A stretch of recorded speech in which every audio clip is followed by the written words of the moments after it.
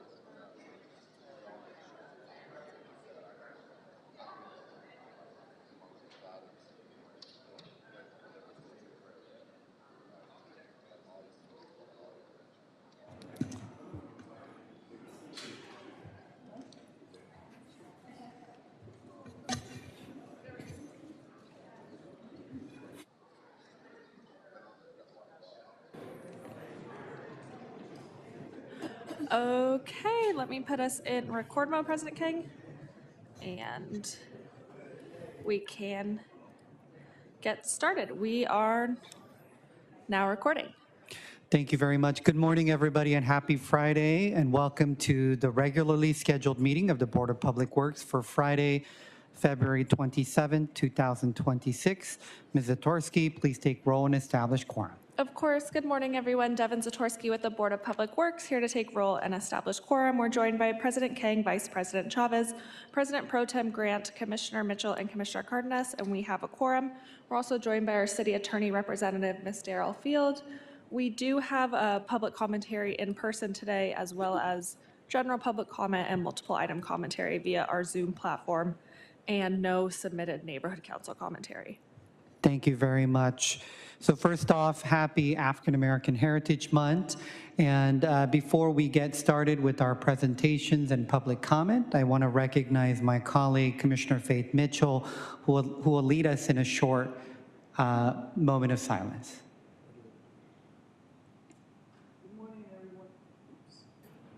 Good morning, everyone. I thought it would be appropriate as we do our celebration of Black History Month to actually have a minute of silence in memory of Reverend Jesse Jackson.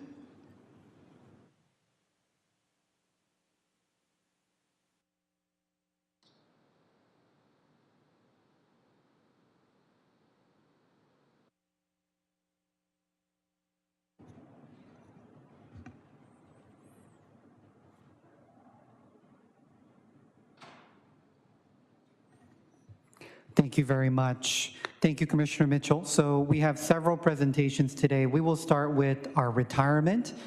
We have two special Bureau of Sanitation staff here for their decades of service, so I want to recognize Mr. Gabe Miranda for this retirement presentation.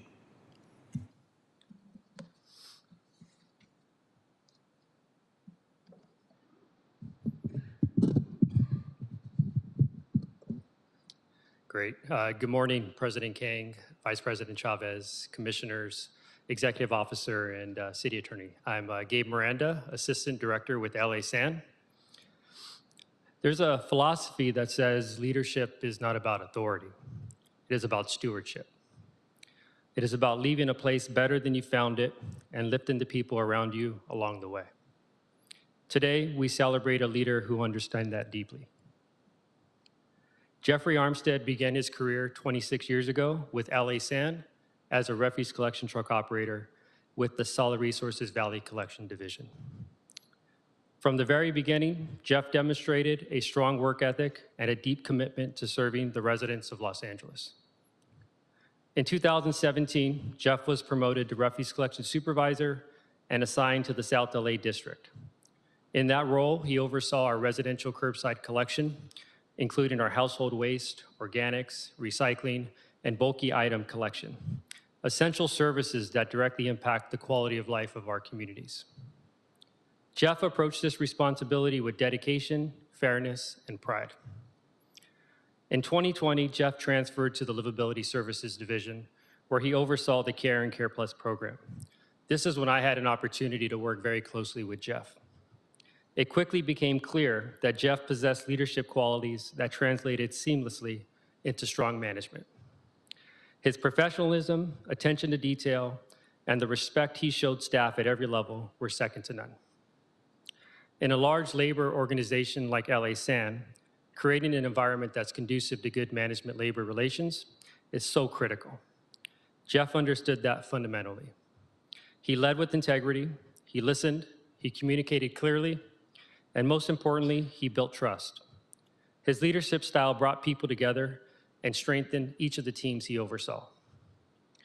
In 2022, Jeff was promoted to Solid Resources Superintendent, serving as the district manager over our newly created Altered Shift illegal dumping program. Jeff was instrumental in the design and the planning of the innovative initiative, which provides illegal dumping service response in the evening outside of normal working hours, 7 days a week. His forward-thinking approach and operational insight helped shape a program that continues to serve our city in a meaningful way. Jeff was later appointed as division manager, assistant division manager, that is, further demonstrating the confidence the department had in the leadership and his experience. Today is truly bittersweet for myself. LA SAN and the city as a whole is losing an exceptional civil servant, someone who consistently put the city and its residents first. As a city resident himself and a proud constituent of CD7, Jeff brought personal passion to his work. In fact, during our Clean Stat briefings, where we would brief the council offices on some of the cleanliness data, when we met with CD7, Jeff sometimes felt more like an extension of the council office than a representative of LA SAN. That passion manifested in how deeply he cared about the communities we serve. It showed in his willingness to be available around the clock, always ready to step in and ensure we delivered the highest level of service possible. I will personally miss the late night calls we shared, addressing urgent challenges in the service of our city, then taking a moment to talk about life, family, and simply checking in. A career brings many professional connections. Few turn into true friendships. Knowing you has been one of those rare privileges. When Jeff officially told me he was retiring, I told him I did not accept that decision. In hindsight, I was just working through the stages of grief, starting with denial. Jeff's legacy is not only in the programs he has built or the titles he held, it lives in the people he mentored, the teams he strengthened, and the example he set. His career reflects dedication, humility, innovation, and heart. Today marks the close of an extraordinary 26-year career and the beginning of more time with the people who matter most. On behalf of your LA SAN family, we want to thank your family for sharing you with the city, for the late nights, the early mornings, and the countless moments duty called. Jeff, Thank you for your 26 years of outstanding service, leadership, and commitment to the city. We wish you health, happiness, and fulfillment in this next chapter of your life. Congratulations, Jeff. Appreciate it.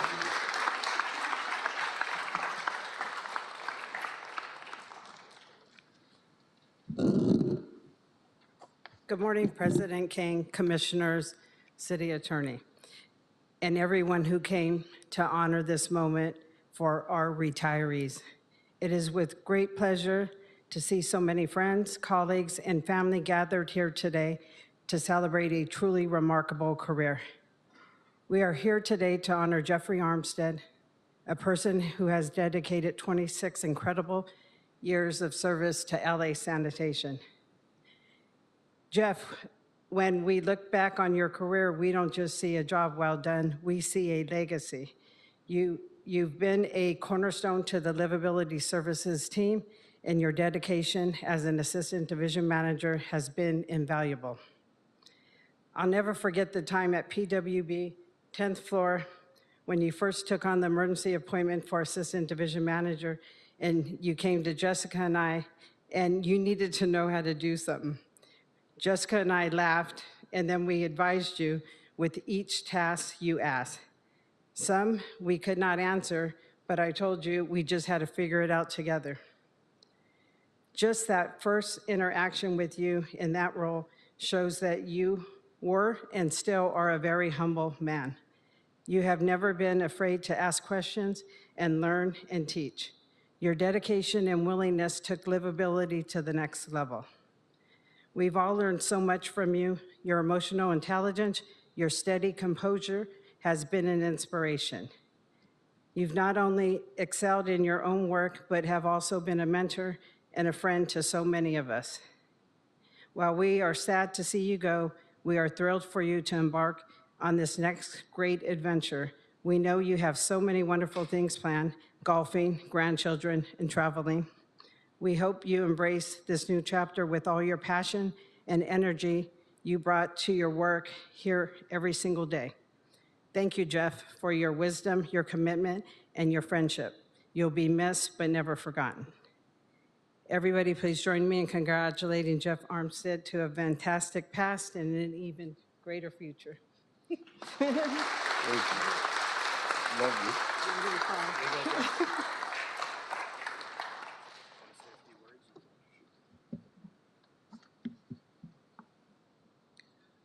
First, I'd like to thank the board for having this moment of accomplishment. I really appreciate it. There's a few people I'd like to thank in this accomplishment that we shared today. And the first person is my oldest brother, Joe Charles Armstead. By being the oldest, he set a high level of expectation and standard. By going off to college, playing professional ball, and then retiring after 30+ years in the Army. He's always shown me how to be a man and how to take care of business. Today would not be possible without the leadership of my oldest brother. And I just want to say thank you.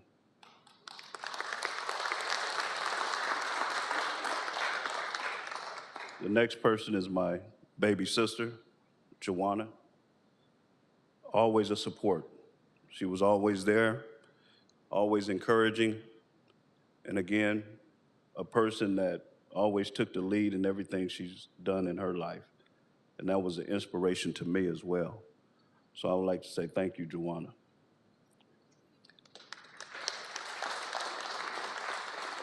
As you heard Mr. Miranda speak on the late calls and being on the phone and taking care of business throughout the city, I would like to especially thank my wife, Diana, for being there every minute of the hour, not giving me a hard time for being on the phone at 11 o'clock at night. Over the years, my shift has changed so many times, which put a lot of pressure on her to continue to run the household and allow me to fulfill my career dreams here with the city. I want to say thank you, Diana.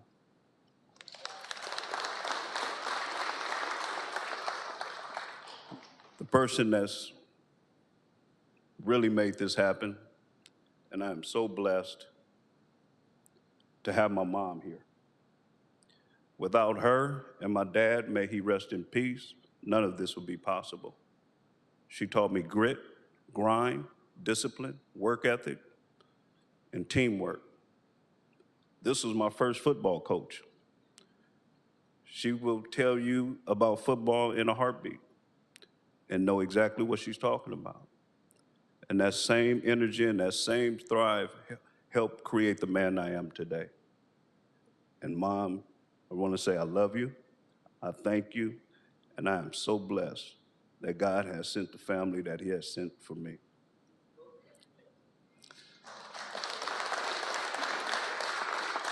To my peers in the Livability Service Department, Gabe, Janelle, Jessica, Nick, JB, Lugo, Ward, Nestor. None of this is possible with all the teamwork that it comes with in livability services. There's not a one-man show, it's a team. And we make one another better than we were the day before. And I really want to thank Gabe for being my mentor, my leader, and showing us how to steadfast and get the job done. None of this would be possible without the leadership of Mr. Miranda. And I owe everything to him for my accomplishments. And I'm greatly appreciative of that. Last but not least, there was a thing when I played football. And if the opposing coach didn't come shake my hand after the game, I felt I didn't do or play a good game. Today, I feel the same with the comments of Mr. Miranda and Janelle. Those comments solidified that the work I've done here with the city over the last 26 years amplified that I did a great job. And I'm so appreciative of that. And I never wanted to let anyone down. I've always wanted my work to be recognized without speak. And hopefully, with today's services, I hope I accomplished that. With that being said, again, thank you, board. Thank everybody who has attended today. I'm looking forward to the next chapter in my life of golfing, going to the casino, and sleeping in the bed when I want to. With that being said, thank you, and God bless.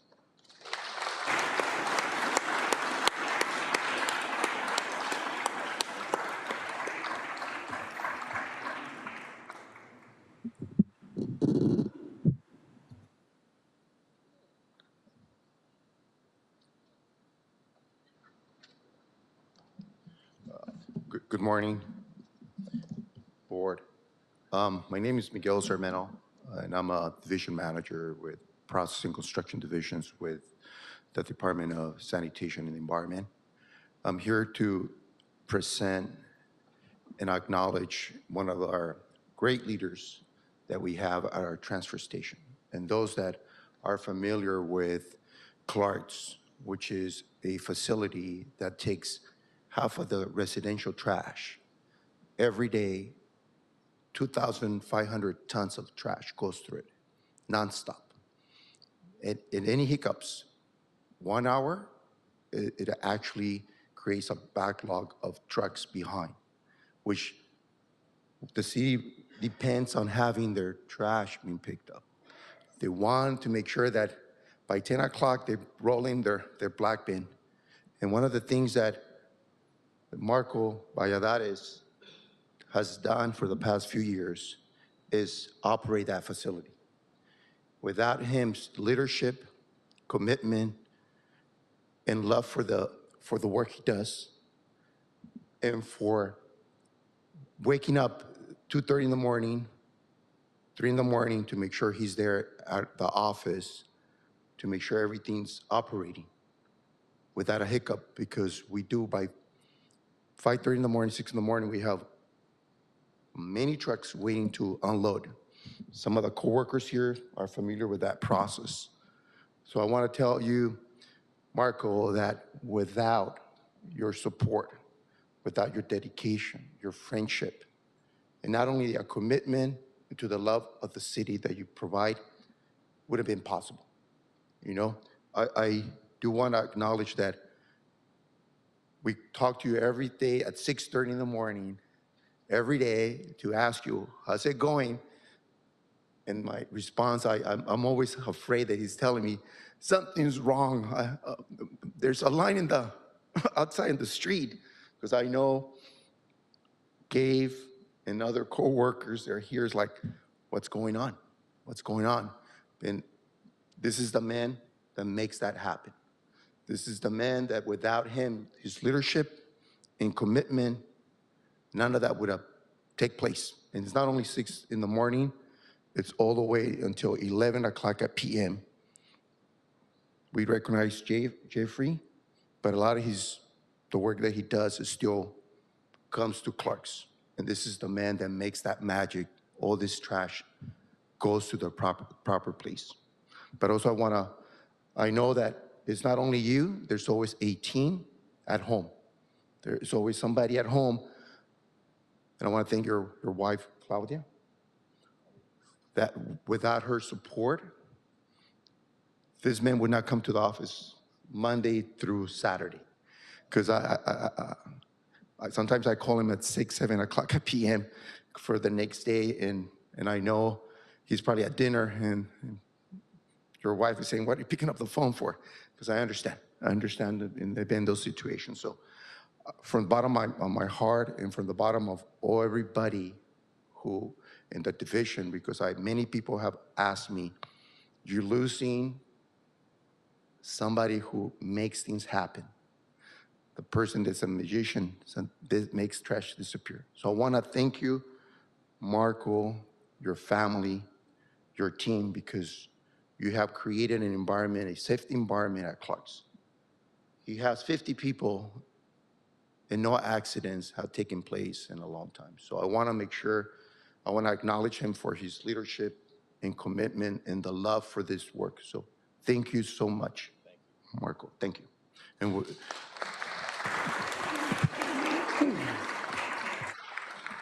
And I want to turn it over to his media supervisor, James Greenfield. Good morning, President Khan, board members. My name is James Greenfield. I'm a solid resource manager for Solid Resource Processing and Construction Division. And I've been Marco's manager, supervisor for, I think it's going on 6 years. I want to give a little history on Marco's career. He served for 36 years, all underneath the Board of Public Works. Marco joined the city in January 2nd of 1990 with sanitation at Hyperion as a maintenance laborer. He was then promoted to wastewater collection worker with sanitation in November of 1992 at the Venice Yard, and then transferred to Doris Place. Marco tells the story that his mom was pressuring him to go to college. Many of us could probably relate to that. And Marco said, no, I want to be a truck driver. Well, he was promoted to a truck driver with street services in July of 1995. And then Marco was promoted to a heavy-duty truck operator in May of 1996 with street services, street tree. In July of 1988, he then transferred to heavy truck operator back to Hyperion. In July of 2004, he transferred to Solid Resources Processing and Construction Division at Van Norman mulching operation and facility. And then Marco promoted to equipment operator in 2005, and that was with street services lot cleaning. And then he transferred back to SRPCD at Lopez Canyon in December of 2005. In November 2017, Marco received an emergency appointment to equipment supervisor, and he had been in an acting capacity in that position for 6 years over the transportation crew. So he finally got recognition for his hard work there. He promoted to equipment supervisor in August of 2018, and then in 2019, Marco was moved / transferred to Clark's because we needed an equipment an equipment supervisor there. And then in February of 2022, he received an emergency appointment to solid waste disposal superintendent. And then in May of 2023, he promoted to solid waste superintendent 2 at Clark's transfer station, which is a real critical operation. As you heard some of Miguel speak on that, it's open 7 days a week, and it goes from about 2 a.m. to 11 p.m. It's 6 days a week and almost that long on Sunday. So we really appreciate his dedication, his leadership. It's a critical facility, and he can always be counted on. A little personal on Marco, he enjoys traveling with his wife of nearly 36 years, Claudia. Marco enjoys riding his Harley with her, and he also enjoys going to car shows and anything related to cars, trucks, pickup trucks, and big rigs. Marco and Claudia have 3 children, a 33-year-old son. They have 2 30-year-old twin daughters, and they're waiting for grandchildren. When retired, Marco plans to start restoring his 1946 Chevrolet Aero sedan and then take it to car shows. He also plans on taking motorcycle trips across the country and to Canada and a trip to Europe. He has other family members as well. They have a blue and gold macaw named Wilson, 2 Yorkie Poo puppies, one named Bandit after his favorite movie, Smokey and the Bandit, and the other Casper. And Marco just got a new mixed breed pit bull rescue puppy named Harley to keep him busy. So he's got a full house / zoo to tend to in his retirement. I'm very thankful for Marco's 36 years of service. It's easy to gloss over all the years. He's been a huge support. In each of those positions that he had, he did it with dedication. He became an expert and helped train others along the way, and has just been a huge support. He's been invaluable with his dependability, and his consistency will be missed. And I was sharing at a retirement send-off. When you look in the dictionary under dependable, Marco's name is there. Marco can stand tall knowing that he left Clark's transfer facility better than he found it. He worked hard and we focused on cross-training others, and so now we've left it in capable hands, which is really critical, that having that seamless transition, he's been critical in helping that to happen. I can always count on him day, night, weekend to handle the challenge of the hour, and so please join me in wishing Marco a very long, happy, healthy, and well-deserved retirement, and he will be greatly missed.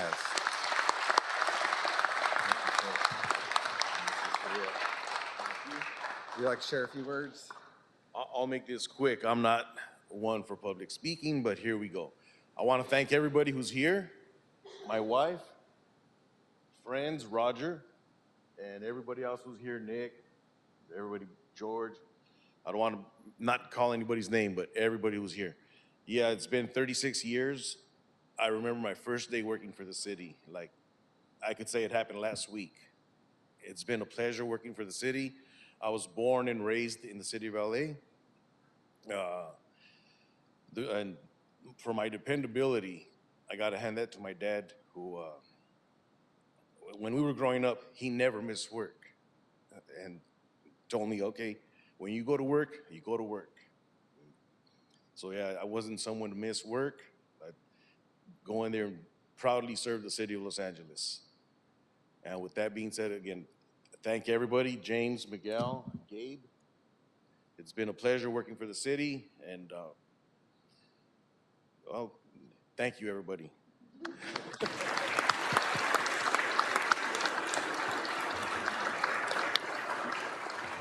So thank you very much. I want to give an opportunity for the commissioners to provide their remarks. Why don't we start off with Commissioner Mitchell?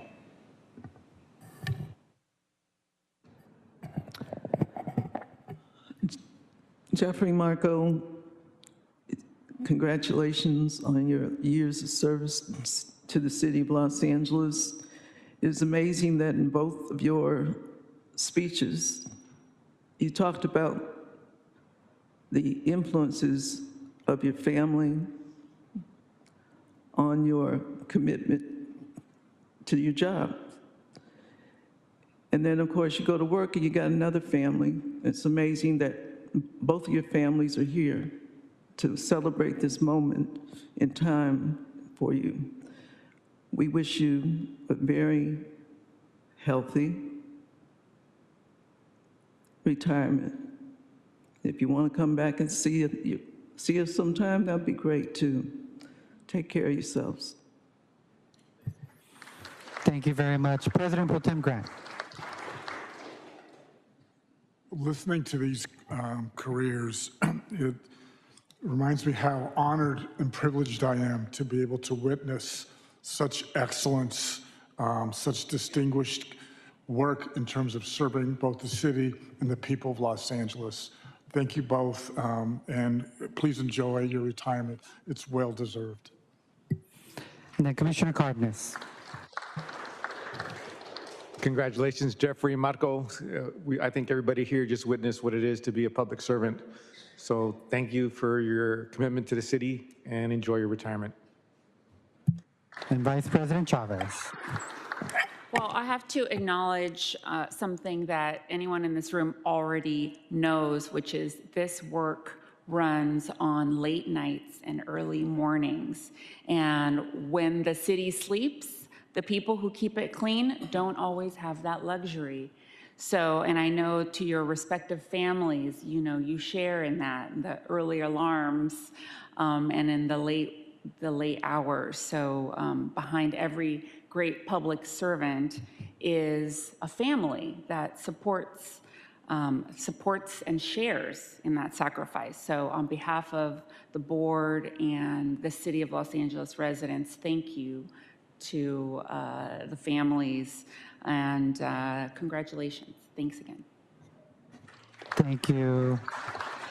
Just to add briefly, congratulations again, 26 and 36 amazing years. It is also bittersweet for all of us here at the board, because I think in the Bureau of Sanitation, I mean, every staff there is doing tremendous work, but LSD, I think, is one of our critical lifelines for our city that makes our community shine. So thank you all. And to Jeffrey and Marco, please come visit us. And please be the ambassadors in your retirement for sanitation and for the city of Los Angeles. So thank you very much. And at this time, why don't we invite both of you to the back area here with the flag, along with your staff and family, for some photos. We'll briefly adjourn for about 5 minutes, and we'll continue our celebration with African American History Month. The time now is 10:31 a.m.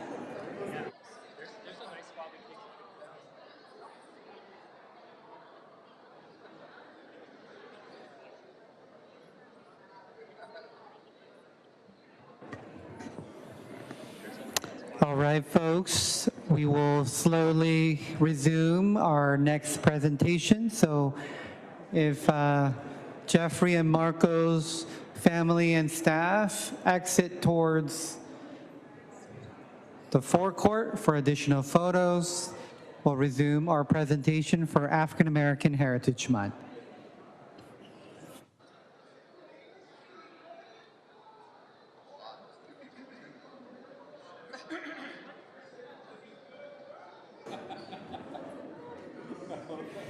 All right. Ms. Zatorsky, if you want to reestablish quorum for us. Okay, great. It's 10:37. We have President Kang, Vice President Chavez, President Pro Tem Grant, Commissioner Mitchell, and Commissioner Cardenas, and we have quorum. Thank you very much. All right, folks, we're going to be resuming our second presentation, which is African American Heritage Month. So folks, if folks can quiet down, thank you very much. So at this time, I want to recognize our colleague, Commissioner Faith Mitchell, to lead us in this recognition. Thank you.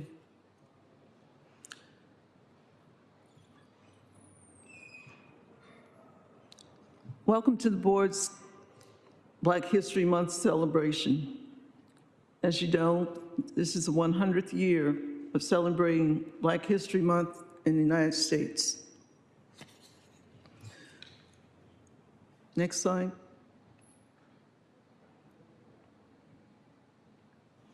Next slide.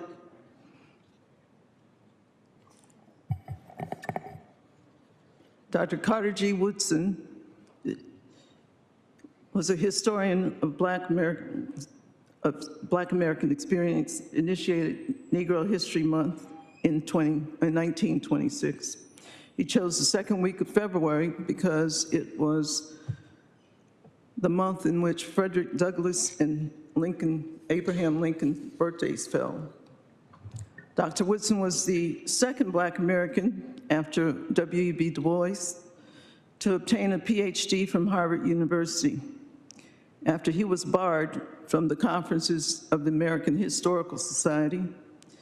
Dr. Woodson established alternative institutions dedicated to the study of Black history, including the National Organization of ASALH, the Association for the Study of African American Life and History, as it is known today. ASALH, it identifies itself as the founders of Black History Month. Fletcher Bowen was the first mayor in the city of Los Angeles to officially recognize Negro History Week.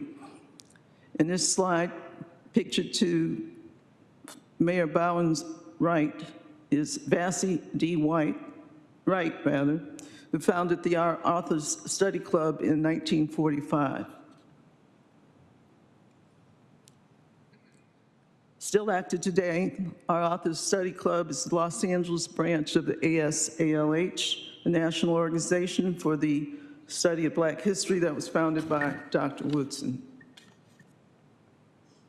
Our Authors Study Club led the first citywide celebrations of National History Week, starting in 1947, and in 1950, Vassie D. Wright and Our Authors Study Club secured the official proclamation from Mayor Bowen. Also pictured in this picture is Evangeline Woodfolk and Reverend Baxter Duke. Next slide. In 1963, following his retirement from the Los Angeles Police Department as a police lieutenant, Tom Bradley was the first African American elected to the Los Angeles City Council. 10 years later, Bradley became the city's first Black mayor.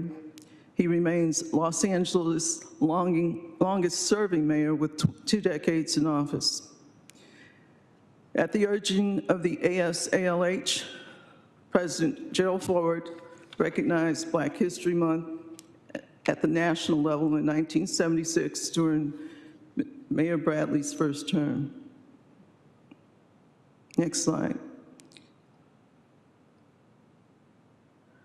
Earlier this month, Mayor Karen Bass and our Authors Study Club formally opened the city's Black History Month celebration. For those of you who are here in person this morning, if you haven't had a chance to go on to visit the Bridge Gallery at City Hall, which is right down the hallway past the mayor's office, I encourage you to take a look at the exhibit, When Black Women Lead, photo that pays tribute to a number of local Black female leaders. Next slide. Tom Bradley and Karen Bass are well-known public figures. I'd like you to take a moment to focus on this body, the Board of Public Works, and its first Black members whose contributions to our city and government made history. First Black commissioners on the Board of Public Works were appointed by Mayor Bradley. The first was Warren Hollier. In 1973, at a press conference, Mayor Bradley noted Hollier's experience on city council staff and relevant background in construction. In 1987, Mayor Bradley appointed the first Black woman to the Board of Public Works, Merle Evers Williams, the widow of civil rights activist Medgar Evers, who had been the NAACP's first field secretary in Mississippi. Evers was murdered by a member of the Ku Klux Klan in 1963 in his driveway. Merle Evers Williams moved to California with her 3 children in 1967 to study sociology at Pomona College. Next slide. Charles Dickerson was the first Black president of the Board of Public Works and was appointed to the board in 1993 and served as president in 1994. He also served as city attorney for the city of Inglewood and is currently the executive director and conductor of the Inner City Youth Orchestra of Los Angeles. Next slide. Valerie Shaw was the first Black woman to serve as president of the Board of Public Works. She was appointed to the board in 1996. She served as vice president from 1997 to 99 and as president from 2001 to 2005, resigning in 2013. She was the only commissioner appointed by 3 mayors, Reardon, Hahn, and Villaraigosa, and the longest-serving commissioner of modern times. The longest-serving commissioner for the Board of Public Works served 20 years beginning in the 30s. Capri Maddox was appointed to the board in 2012. She was the second Black woman president. She had previously served as senior advisor in the city attorney's office, where she established the foster care diversion program and business support unit. In 2020, Mayor Garcetti appointed her as the founding executive director of the Los Angeles Civil Rights Department, where she remains today. Commissioner Mike Davis served this board for over 10 years, from 2013 to 2024. He is a former member of the California State Assembly and represented the 48th District from 2006 and 2012. He is currently still the president of the New Frontiers Democratic Club. Now let's take a look at some of the Black leaders of our bureaus who opened the doors for others in civil service in the Department of Public Works.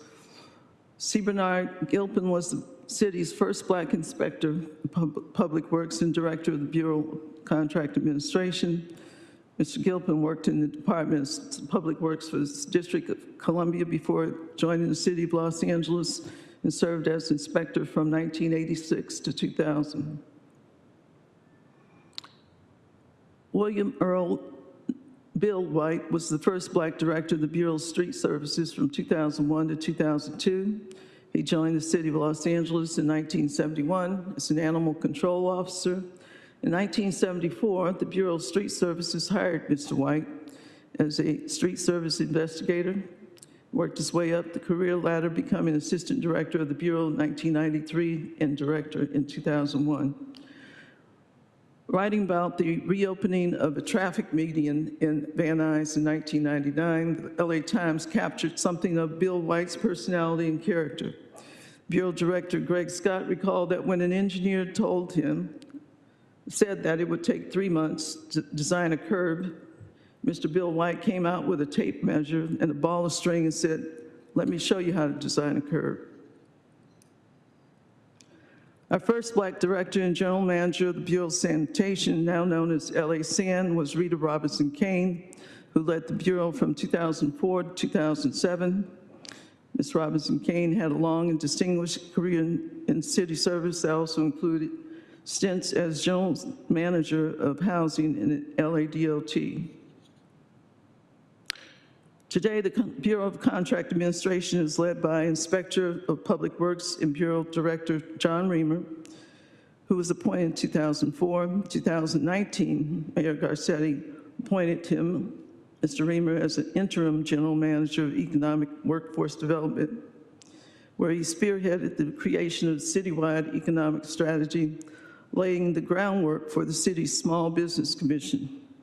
It was also at that time we developed the Business Inclusion Program. He worked closely with the Workforce Development Board to enhance opportunities for transitional and youth workers, advancing the city's economic and workforce development initiatives. His efforts to coordinate with business and work service centers complemented his commitment to a regionalized, citywide approach to economic growth. The Bureau of Street Services is now led by the Director and General Manager, Keith Mosey, who has served in this position since 2001. Mr. Mosey, a U.S. Army veteran, joined the City of Los Angeles in 1989 as a light truck driver for the Bureau, working his way up. He also serves as a longtime adjunct professor, instructor at Los Angeles Trade Tech, striving to focus on educational, training, and promotional opportunities for current and future Bureau staff. I want to thank this audience for coming out to honor Black History Month and our nominees and the contribution of Black Americans to the City of Los Angeles and the United States. Now, in keeping with the spirit of celebrating excellence, we are pleased to recognize several outstanding African-American employees of the Department of Public Works. We're going to start with the Board of Public Works. Is there a representative? And our honoree, Rio Broussard Williams. Who's presenting?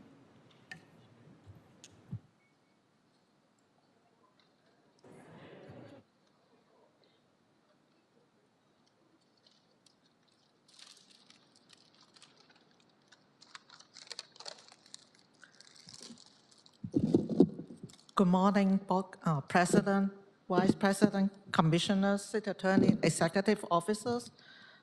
Today, we are very proud of Rio, and you well deserve for this award. You have been with the city for over 37 years. And as a payroll supervisor, she's very professional, very knowledgeable, and very passionate with her job. We always say, when we have problems, she always say, "Don't worry, I will fix it." And she always makes sure everybody will get paid timely and accurately. And I'm very honored to be with her today with your award. And you have any word to share with us? Sure. Okay, she said all those years. First, giving honor to God. And then I want to give honor to all the commissioners. And I want to give honor to the people I work with. My family, I didn't invite my family, but I have another family. And that's the employees that I work with on the job. I've been can the ones that came to support me, some changed their RDO. So can you all stand, please? The one that came with me. All of you stand. Thank you, thank you. I want to say thank you.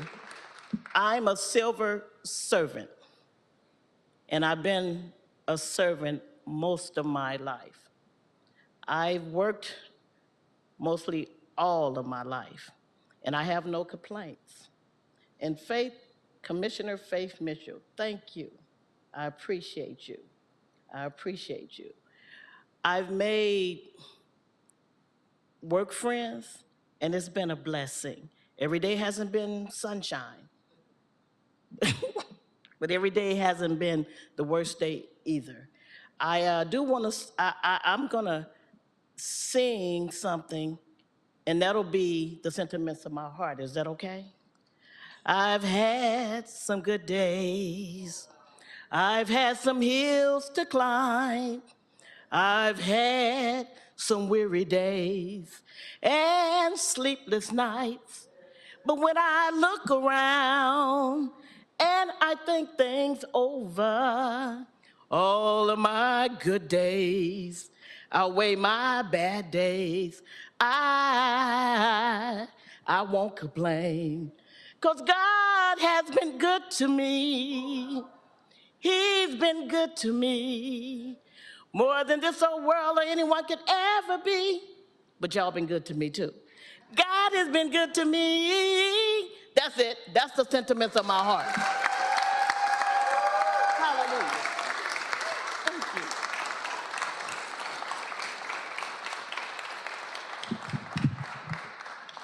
You want to tell us about this?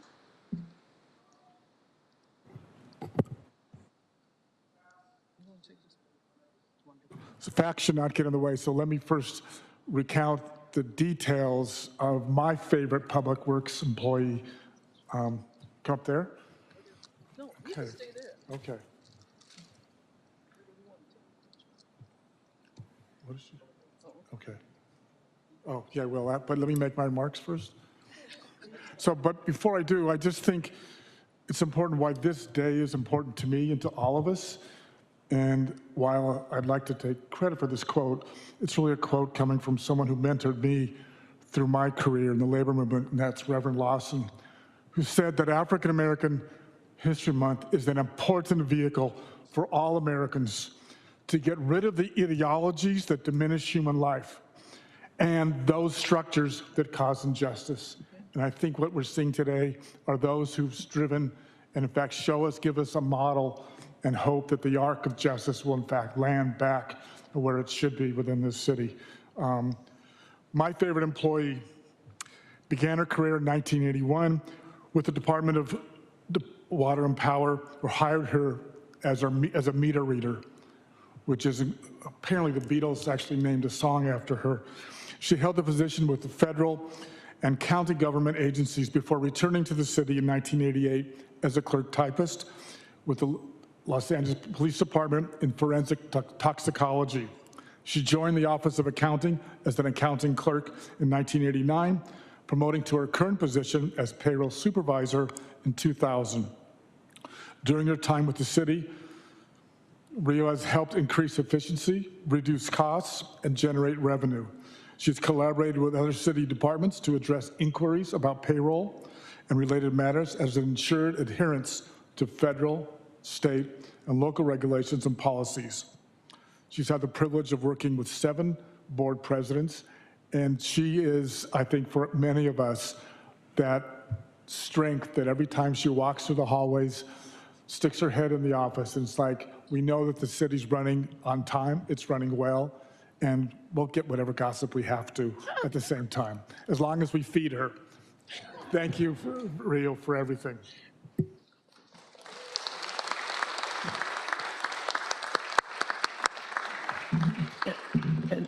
And Rio, this comes from your office. The nomination was presented to us, so it came from your office. Okay? Okay, it's something else I have to say then. Here I go. Thank you, because I know you were put in a situation. I appreciated her coming to work and giving me this. And I thought about something when you all were talking. When other people came up, the retirees, I said, dog, I've been working here all these years and they're getting to retire. And I said, oh, shoot, I hope they don't say the years. But anyway, I thought about something else. In a time like this in our nation, it's a blessing when the city still recognizes Afro-Americans. And we have a policy of diversity, equity, and inclusion. That's something that a lot of places. Okay, I'm gonna quit. But anyway, listen, we are blessed and we work hard. Our office work hard. We've had to work, and it's been a challenge. And yes, I like to eat. I like coffee too. So I'm letting all of you up there know now. When I come by, you can offer me a little coffee or something. And I will quit. I'm sorry. So that's it. So we good.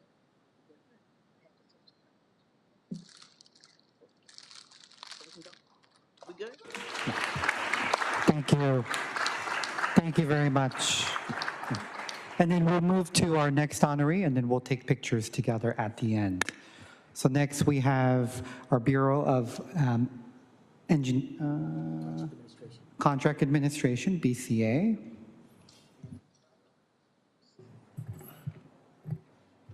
Is Andy?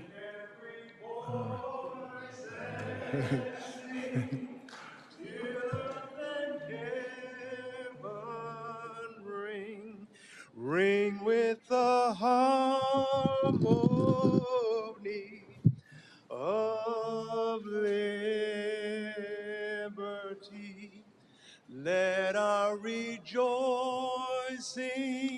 rise high as the listening skies. Let it resound loud as the roaring sea. You can join along. Sing a song full of the faith that the dark past has taught us. Sing a song full of the hope that the present has brought us. Facing the rising sun of our new day begun. Let us march on till victory is won.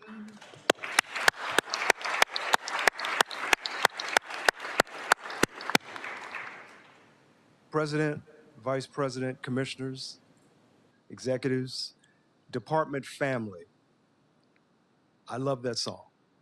I love that song because, as it's already been said, and Rio, my gosh, that voice, whew, man.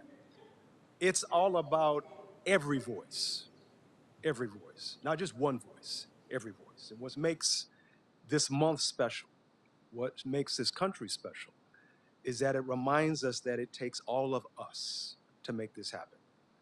The fact of the matter is, the journey of African Americans would not have happened without the assistance of others. And that's the same today. So as we opened up, and I thank you, Commissioner Mitchell, remembering Reverend Jesse Jackson, the words that came to mind for me was, not I am, because that was his mantra, but we are somebody. We are somebody. We are. And to all of the honorees today, you are special. You really are. So I applaud each and every one of you. But for our honoree, Andy Brackett, Andy, you are somebody. And it's important for us to bring you here today just to let this board and this department know the type of person that you are. Andy started with the city some 20 years ago, and he came to the Bureau of Contract Administration after working in many departments as an assistant construction inspector. Why is that important? Not because that's how I started with the Bureau, but because it speaks to, after being in the city for 19 years, he's choosing to go into a profession and start at the beginning. It speaks to his humility. And that humility has more than demonstrated itself in the work that he has performed. He was one of the key team members of the Bureau's response and the department's response to the unfortunate incident in the Palisades fires. And his working with our recovery team and his working with our wet weather erosion control response team, his working on several projects, and the commitment and the dedication that he has shown definitely speaks to what the Bureau is all about, but what this department and what the city is all about, and what this month is all about. about lifting every voice and speaking together and accomplishing a task. He is a servant. The term civil servant, it fits Andy well as he ministers to those in our community, assisting wherever he can. So I'm going to have his supervisor say a few words, but I just had to say, Andy, thank you for all that you do and for being a member of the Bureau of Contract Administration. Fazila Pereira. Good morning, President Kang and Board Commissioners. My name is Fazila Malik Pereira. I'm proud to recognize Mr. Andy Brackett today in honor of African American History Month. Andy has been an exceptional member of our inspection team at the West LA District by reflecting the hard work, dedication, and positive attitude that he brings to our team each and every single day. Andy consistently demonstrates professionalism, teamwork, and a strong commitment to providing quality and compliant work. He has assisted in various cash contract projects, fire debris removal efforts in the Pacific Palisades area, and other miscellaneous projects in our district while keeping safety in mind and addressing the complaints and concerns of the general public. Andy, you are very truly appreciated by myself and everyone at the West LA District, and a huge thank you goes out to you for everything that you do. You are truly valued, and congratulations on this recognition.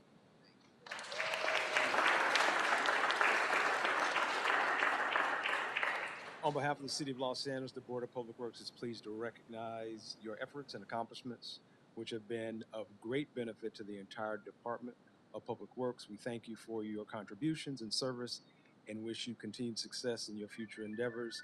Happy African American History Month, signed by every single one of these fine people here, the commissioners. Congratulations. Thank you very much.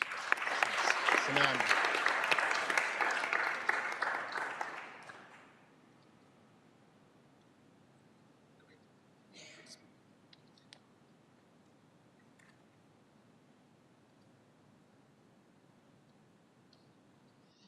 Good morning, everyone.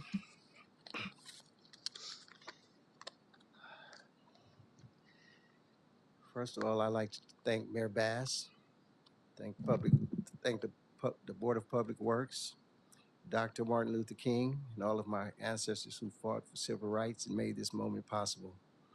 I'd also like to thank a person who truly inspires me in my professional career, a man that started with the Bureau of Contract Administration as an assistant inspector and is now the Director of Public Works. Now it would be the Honorable Mr. John Reamer, our Director. I would also like to thank the Bureau of Contract Administration Assistant Directors, Angela Martinez and Raul Mendoza. I would like to thank Peter Rue and also Peter Rue for their leadership, support, and encouragement. I'd like to thank my principal supervisor, Fazila Pereira, for recognizing, acknowledging, and nominating me for this award. I'd like to thank the BCA Training Department for the construction inspection training that they have provided. I'm thankful for Senior Inspector Al Domley and Senior Inspector David Achanu and the entire Metro West family for the continuous mentoring, training, support. And I would also like to thank I'm sorry, I would really like to thank my family for coming out, and my girlfriend, Patrice. She's didn't make it in, but I'd like to thank them for the continuous support, inspiration, encouragement, and love that they provide for me every day. And just a little bit about me, myself. I've proudly worked and represented the City of Los Angeles with pride and integrity for the last 20 years, where I've served in various roles. I'm very passionate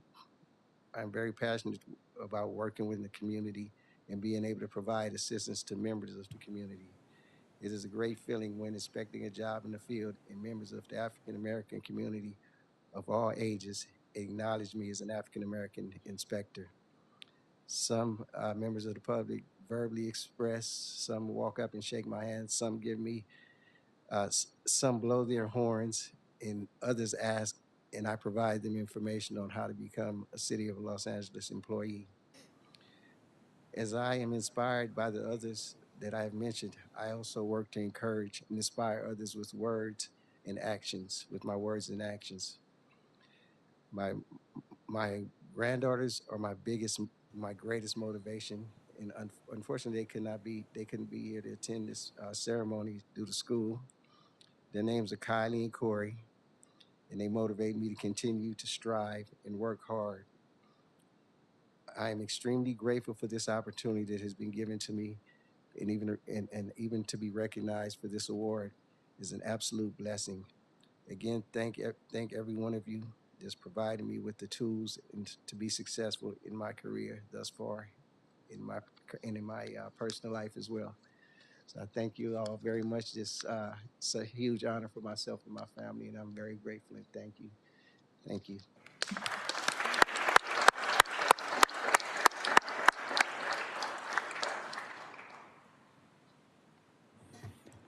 Thank you very much. Thank you very much. We'll move on to our next nominee from Bureau of Engineering.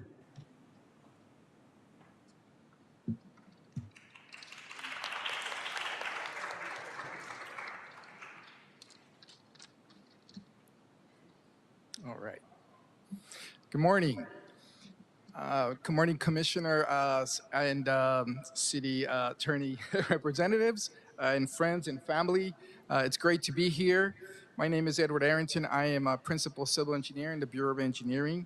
And on behalf of our Interim City Engineer, Alfred Mata, it's a great pleasure that we get an opportunity to present our honoree for the Bureau, which is Benet Gardner, who's standing right here. I've worked with Benet for some time now, and it's been a fantastic opportunity for me to get to see an individual just blossom and grow in her dedication and work experience and commitment to the work that we do in the Bureau of Engineering. She continues to apply herself, continues to be faithful to her work, and continues to develop the folks that are working underneath her.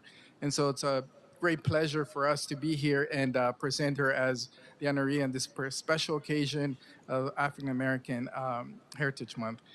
So with that, I would like to present her immediate supervisor to give you all a little bit about her bio and some of the various accomplishments that she has done. So with that, Mary, can you please come up? Thank you. Good morning. My name is Mary Thomas. I'm a senior civil engineer at the Wastewater Conveyance Engineering Division.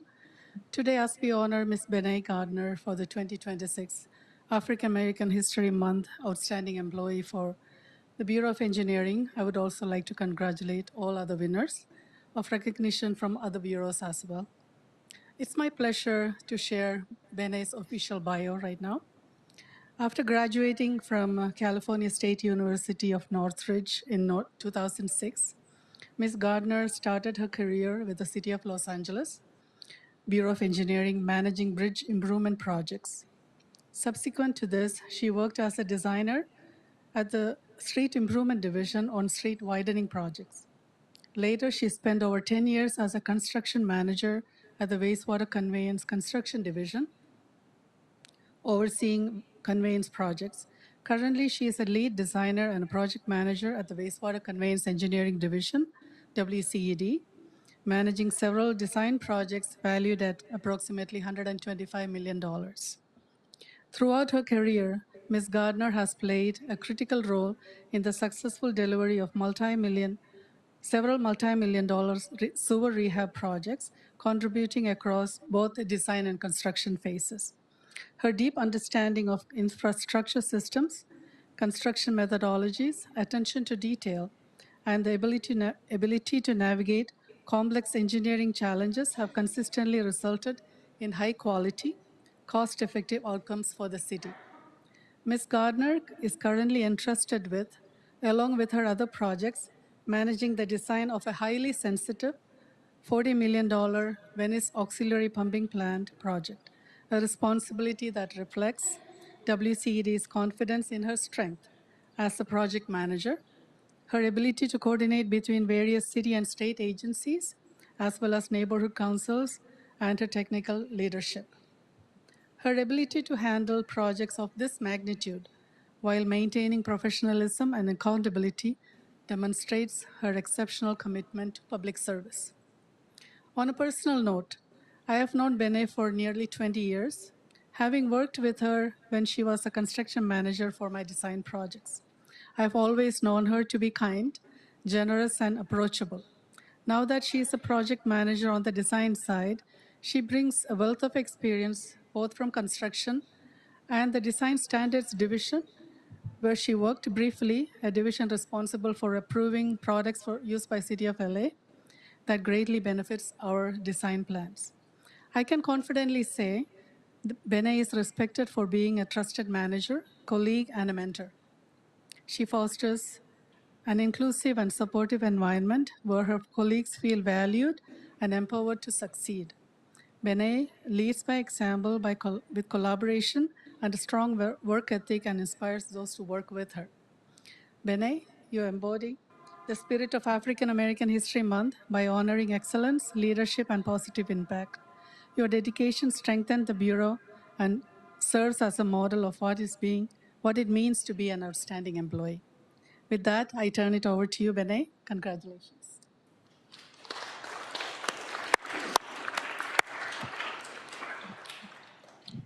This is very sentimental. Excuse me if I get a little choked up here. Good morning.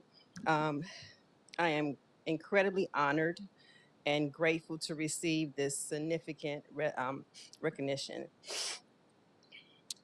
The first major one that I've received in my 19 years here with the Bureau of Engineering.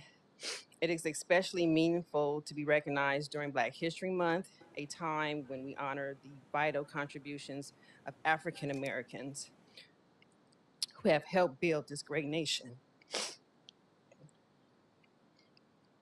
I want to express my gratitude to our interim city engineer, Alfred Mata, my principal engineer, division manager, Edward Arrington, as well as my immediate supervisor, senior engineer, Mary Thomas, for nominating me for this recognition. I would like to also express my gratitude to my colleagues from throughout my engineering career. Their partnership was essential in delivering these successful projects, as I could have never done this alone. I am incredibly thankful to God for the love, support, and patience and understanding of my village. If you all could please stand.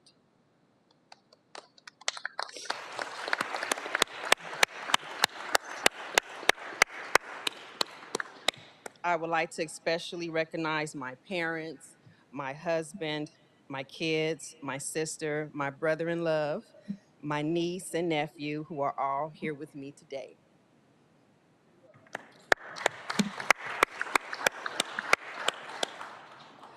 The Bureau of Engineering is an excellent and a deeply rewarding workplace. I'm proud to work here, especially because the Bureau actively provides women and minorities with opportunities to grow and develop into incredibly talented engineers. I am truly honored to receive this recognition and sincerely appreciate this opportunity. Thank you.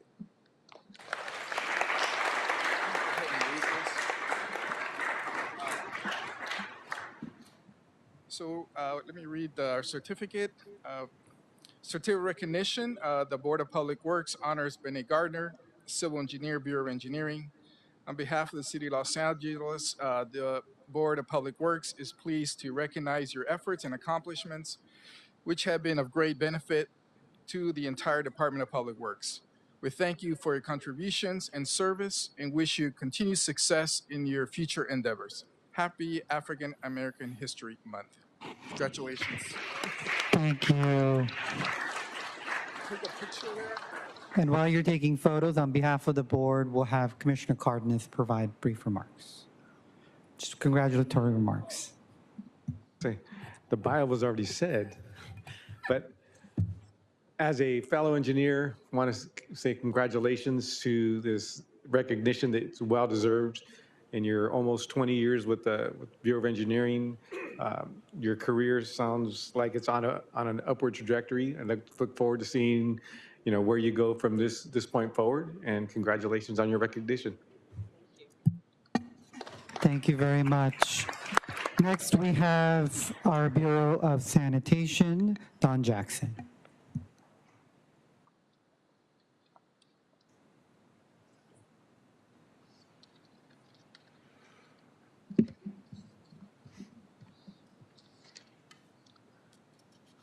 Good morning. My name is Hee-Sang Kim, representing the Bureau of Sanitation. I'm the Hyperion Treatment Plant Manager. President Kang, Vice President, and other commissioners, I'm really proud to introduce,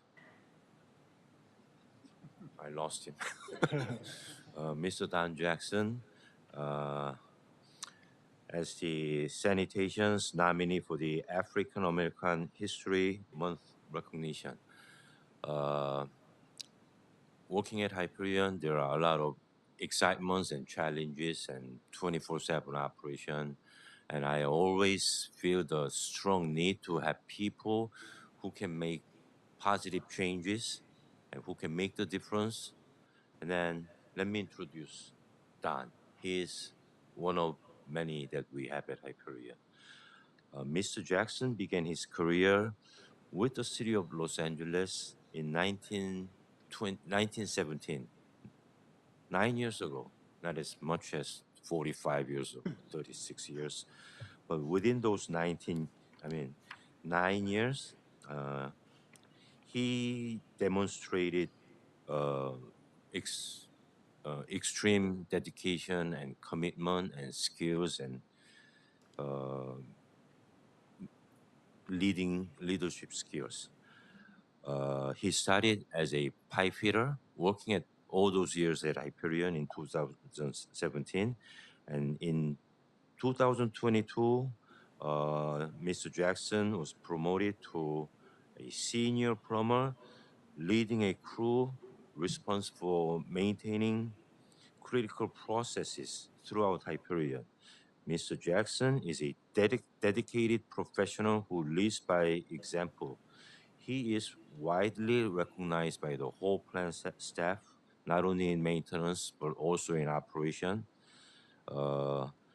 as a reliable leader capable of executing important and critical tasks in a safe and timely manner. Timing is very important at Hyperion. Beyond his duty at Hyperion, Mr. Jackson has been a key volunteer at Hyperion, helping out to coordinate a yearly drive that has donated hundreds of bicycles over the years to the Los Angeles Fire Department's Spark of Love Toy Drive. Additionally, as the union steward for UA Local 250, he actively participates in outreach programs and job fairs at local high schools and colleges to promote careers in building trades working for the city public works. Mr. Jackson also volunteered as the head coach for his children's soccer teams. And he's a sports person, I just found out. He was a football player at Washington State Cougars, and one time he was selected as the Pac-10 defensive player. So he could be in NFL, a very different place from sanitation, but he's here with us. And thank you, Don. And I've known Don ever since Don studied at the Hyperion, but I've seen his work. But I like to share a latest story. Not too long ago, Christmas Eve, December 24th, we had heavy rain. Heavy rain brings a lot of screenings and debris to Hyperion. and it was one of the quite high flow within top 5 or top 10 in last 30 years in terms of the peak flow coming to Hyperion. And we expected we will be inundated with screenings or debris. It happened. And then I saw a guy shouting, like leading football team. Come on, guys, let's work. That was done. Pulling debris from the bar screens, messy. Not many people want to do it, but he was showing. I immediately, took pictures. I need a guy like him. And about a month later, I see this, nominees, submit the names for African American, History Month. I didn't hesitate. I sent my nominee that same night. I didn't want to delay. That night, 8 p.m., that's him. So I've seen his work and done. Thank you. And please share your thoughts about your career at Hyperion. I'm gonna keep this short and sweet. Thank all of you guys, city attorneys, commissioners. Thank everybody, family members, city workers. This whole Black History Month, African American recognition is much needed. Me, especially being one who has traveled, it's always to give back, and I'm happy that I became a part of the city where they do recognize certain things. Me being from where I come from, so thank Hai Sang, thank you, Todd, John, thank you guys, and that's all I got to say. Thank you. Thank you very much. Okay, so I'll just add a few words to this. Good morning, President Kang, Vice President Chavez, and commissioners. Yes, as Hee-Song's story about December 24th illustrates a very good point on Don. Don is I've known Don his entire time at Hyperion, 9 years, and that's the type of person, type of worker that he is. He's a natural-born leader. Being on the football team, he has that team strategy. There's no job that Don is not going to do. It's not very easy being a pipe fitter at Hyperion, not at all. You're under brutal environmental conditions. You're dealing with heavy pipe, a lot of high pressure situations, a lot of long hours. So, it gives us a great honor here at Hyperion to even come here today again, because as you remember, we were here a couple months ago to celebrate Hyperion's 100-year anniversary. So again, it gives us great pleasure. And Don, very much congratulations on that.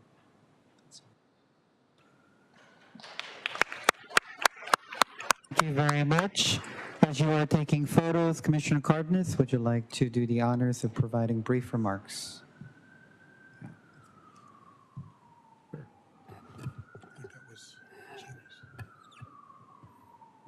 My apologies, Vice President Chavez.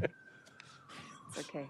We're all chomping at the bit here to honor our incredible honorees. I think what is especially important to acknowledge is that it's not just this month, but it's every month that we recommit ourselves to a workplace where every employee, regardless of background, has the opportunity to grow, lead, and thrive. And it's not just a value for us, it's a responsibility. And I think it's with that spirit that it's a pleasure to hear and to recognize someone who represents the very best of what public service looks like in Mr. Don Jackson. I love that Sir Hassan was making. I think what stood out to me about Don is not just what he does day in and day out, but how he does it with reliability, with that professionalism, with the quiet, steady leadership that his colleagues can count on day in and day out. So Don, you strike me as the person that doesn't seek recognition, but today we're giving it to you anyway, because because you have more than earned it, and you're exactly the kind of person that this department and this city is built on. And we're so proud to honor you today. And thank you again, and congratulations.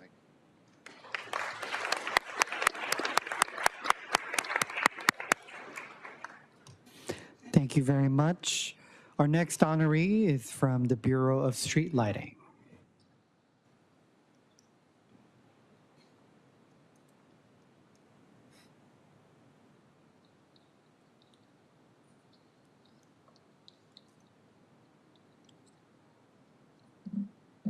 Put on my glasses. Good morning, commissioners. Thank you for allowing us the opportunity to recognize and celebrate members of our team who deserve a little extra something. As a part of African American History Month, the contributions of African American professionals who build, secure, and improve our communities are honored. And Ansar Mustafa is a leader in the Bureau of Street Lighting and very worthy of this recognition. Ansar grew up in LA. He went to school in LA and now serves this department in the city, in Angelino through and through. He grew up with an interest in engineering and architecture, which was fostered by his parents, leading him to earn an engineering degree from Cal State LA. In 2001, he joined the city with the Bureau of Engineering as an engineering associate. And I can't take credit from hiring him into the city, but I'm super glad he made his way over to the Bureau of Street Lighting, where he's remained since 2018, I think. Ansar recently promoted to lead one of our busiest divisions. He manages everything related to the community, council offices, copper wire and power theft, and our new solar program. That's a really big task. Those are some of our 4 biggest things that we handle.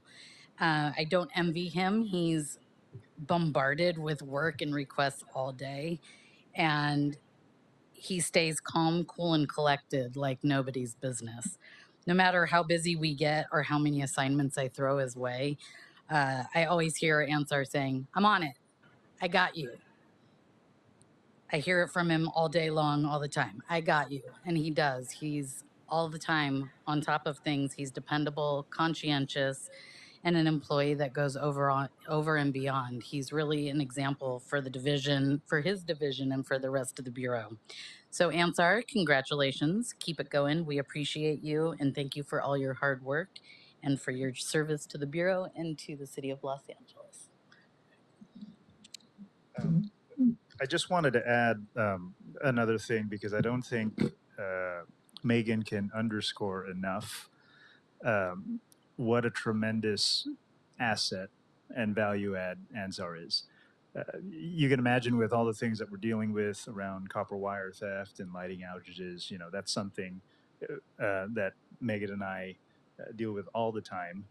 Guess who has to live and breathe that, though? It's this man. And so the amount of stress, the amount of responsibility that's actually on his shoulders for the things that do. You know, we have many great division managers, but he stands first amongst equal, not because of seniority. He's one of our newer ones, not because of inherent power, right? Or you know, the things that we've given him in terms of staff, but purely from the amount of responsibility and knowledge that he's had to take and run with the past now 6-8 months, right? So no, a year. Yeah, there you go.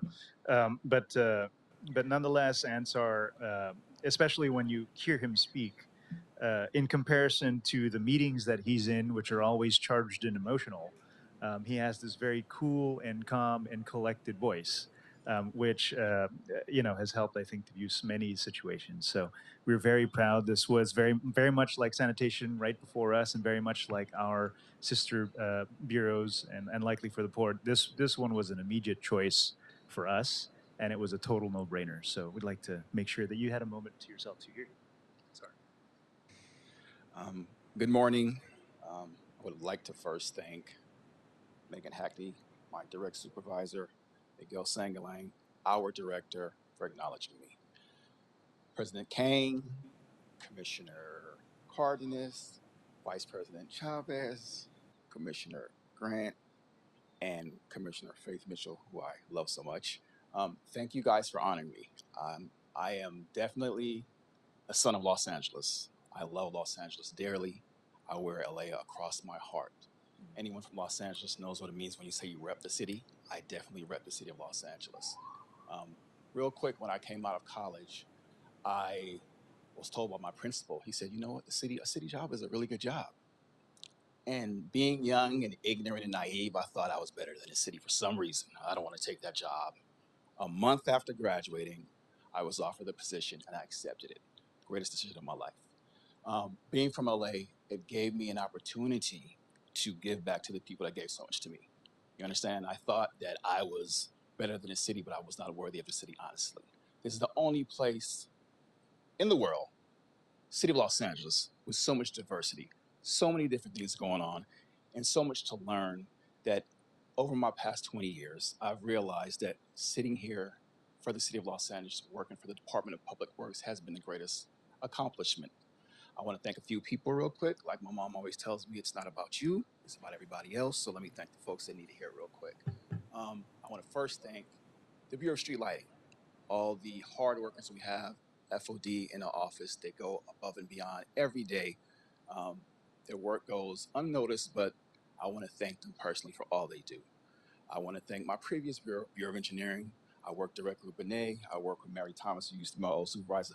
Thank you guys for that.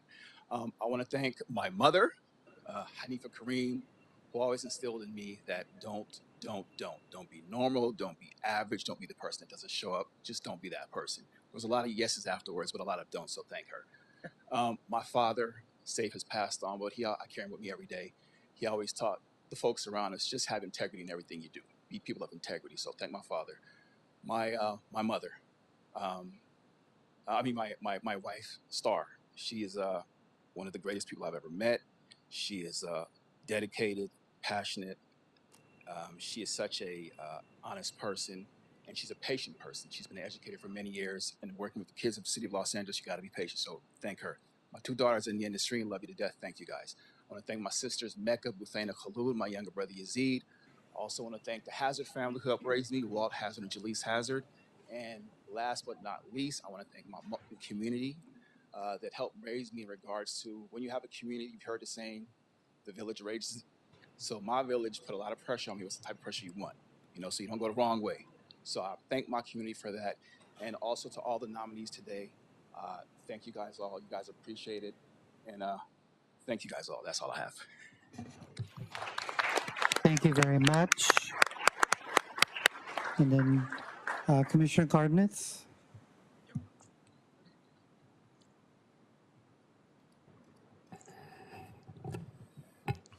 Well, Ansar, congratulations on this recognition, well-deserved.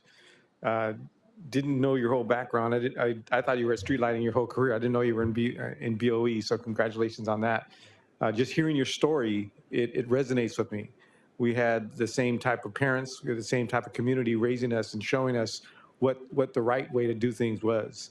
And I appreciate you bringing that out and expressing that with everybody here, because it's something that for me resonates, and I see that in you. So congratulations on this recognition, well deserved, and continue with your great career. Thank you, sir. Appreciate it. Thank you very much. And our final honoree is from the Bureau of Street Services, Langston Phillips.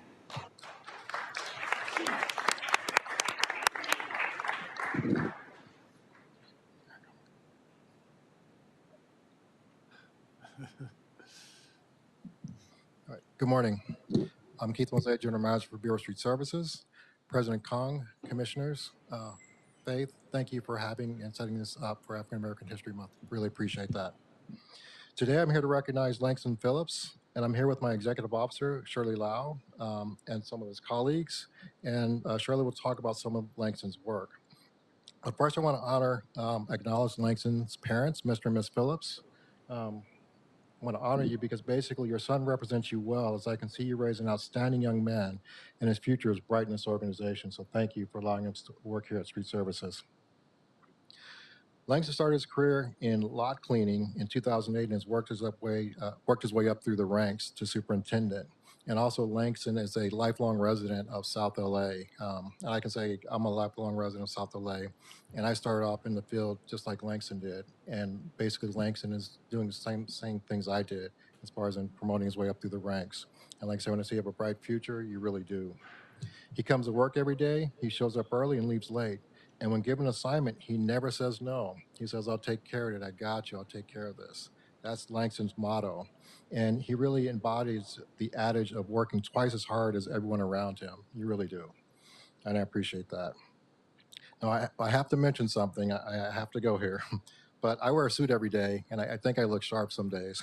But Langston has me beat every day in just his style, and it basically elevates his professionalism.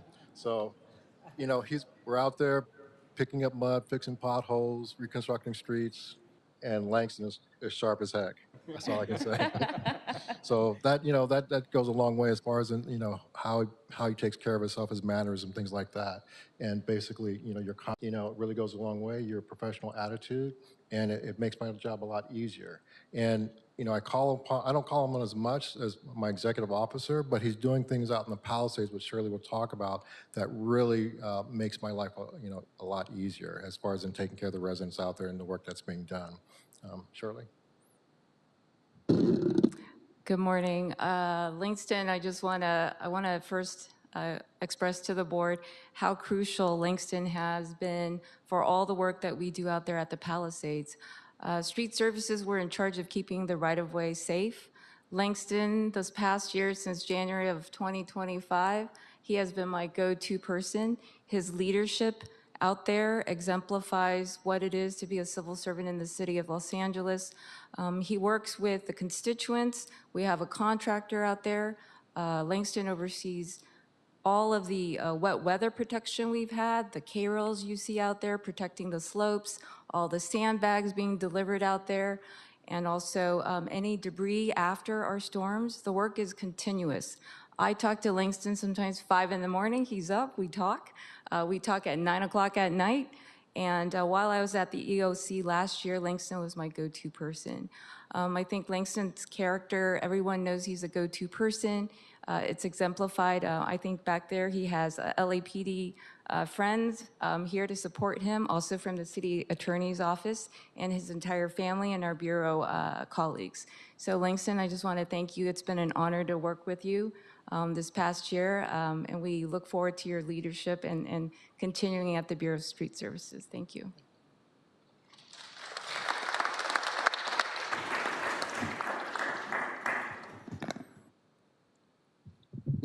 Good morning, everyone. Just to add some context to Mr. Langston's career, I met Langston in 2008. I was a supervisor in lot cleaning. He was a truck operator, as mentioned. But the hard work and dedication that Langston have provided the city of LA for many years is unmatched. He is an awesome person. He's an awesome family member and provider for his family. I just wanted to say that. That's all. Thank you.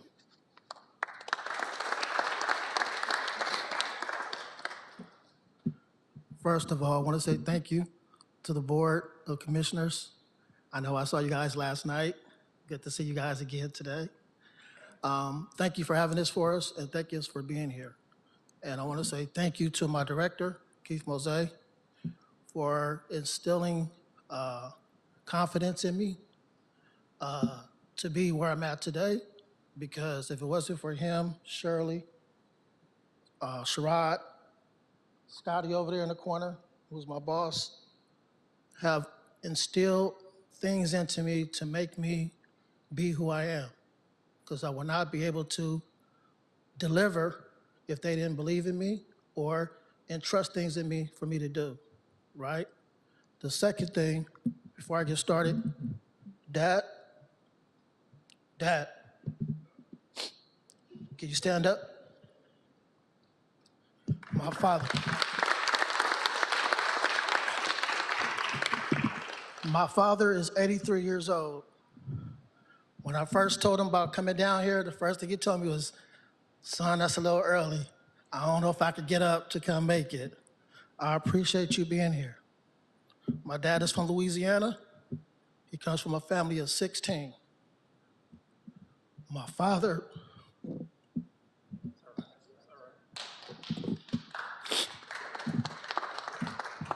my dad is the reason why I'm here right now. My mother is next to him. They've been married over 53 years, okay? But the reason why I'm here right now is because I was lost at one point in my life. My dad retired from RTD as a bus driver.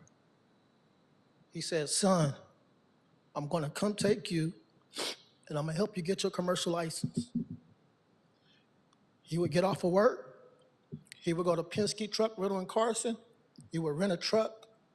We would go to the freeway overpass on Rosecrans and Figueroa. He would set up a whole DMV pattern, and he worked with me every weekend so that he could help me get my commercial license. So he started my path to where I'm at now. And, you know, they say I have mama's boys, but I'm a daddy boy. You know, my mother can never call me, tell me nothing bad about my father. I don't want to hear it. She already knows, right? My brother, my baby brother, this is a happy time right now because 2013, 2003, my other brother was murdered. He cannot be here today. So this is positive for me right now because his son just got married on 2/24 a couple days ago. So that's a celebration to look forward to now, right? But I want to say that my father instilled great work ethic in me. He went to work every day. He raised 4 kids. He played with me. He took me outside. He did stuff with me. And as a child, I didn't recognize that some of my other friends did not have that. I always thought that when I went over to their house, their father was at work or something until I became an adult. And my friends used to always want to come over to the house and they want to talk to my dad. I'm like, man, I hear this every day. I don't want to hear all this. But they looked up to my father. They got stuff that they didn't have. So, Dad, I love you and I thank you. And thank you for being here, all right? So I just want to say that I love public service. I love what I do. And that's the reason why I'm out here every day in my community. I want people to see me, to see that they can be like me too. I get that all the time. My friend Steven right here behind you, this is one of my best buddies. I always tell him what to do. He said, you're a superintendent at work, you're not a superintendent at home. Stop telling me what to do. That's what he tells me all the time, right? Helen in the back in the white shirt, that's my family from Jack's Family Kitchen. If you ever ate there, you need to go there. Those are my Jack's Family Kitchen people who I go every morning. I probably owe you a lot of money because I'm in there, give me a cup of coffee before I go to work. They always give me some coffee. Or they always call me, I help them out with everything going on. I appreciate you guys being here. Tawana Mitchell, one of my good friends from childhood. We raised our kids together. I appreciate you for being here for me. April, who's a manager at MTA, supported me. I thank you. B in the back, thank you. I appreciate you too, what you do. And my cousin, Freya. She drove all the way down from, you live way past Palm Springs. You live far. You live far. But I just want to say thank you to everybody that's been here and all my fellow honorees. I appreciate you guys. I appreciate everything that you guys are doing. I thank my leadership because I cannot do it because we have great leadership. And it reflects on the workers below. I tell people it starts from the top and it trickles downhill. So just like they encourage me, they help me to promote, I always talk to my fellow employees to try to help them to get to where I'm here. I don't have a song to sing or nothing like that, but I have a quote from Drake. I started from the bottom and now I'm here.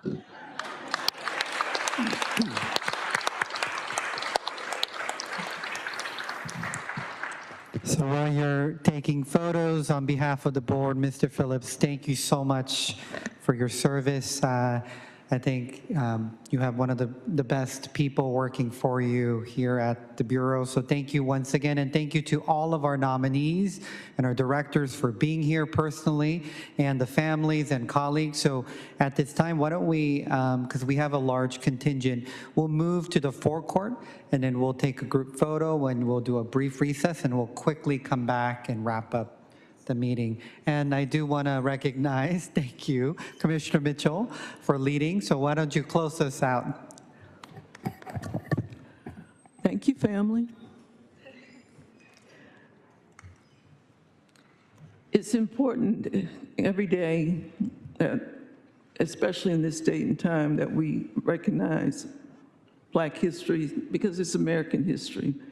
And every month or every other month, we have these heritage months, but all of those stories that we hear and are told each and every month when we have these observations is reflective of who we are as Americans, and all those stories are part of the history of this country, despite some efforts to basically, and I don't use this term lightly, to whitewash and or erase the contributions of all of us. So, you know, last year we were blown away with the song of Director Reamer, and this year John Grant says, what's Reamer gonna do this year? It's like we didn't know Rio would start us out. So it's always a pleasure to plan this and work with everyone, and it's great to have this opportunity to recognize the contributions of our civil servants that are out there on the, basically, as I call it, the first responders. And I'm trying to convince the rest of the city that public works is public safety. So thank you for today, and we'll go to the forecourt and take this wonderful picture. Honorees, please bring your certificates. We're going to put you out in front so we can get those pictures. So we're going to take all those families. I also want to thank the families for coming here today. They had some very inspiring words spoken today, and I appreciate that. Thanks. Thank you. The time now is 11:49.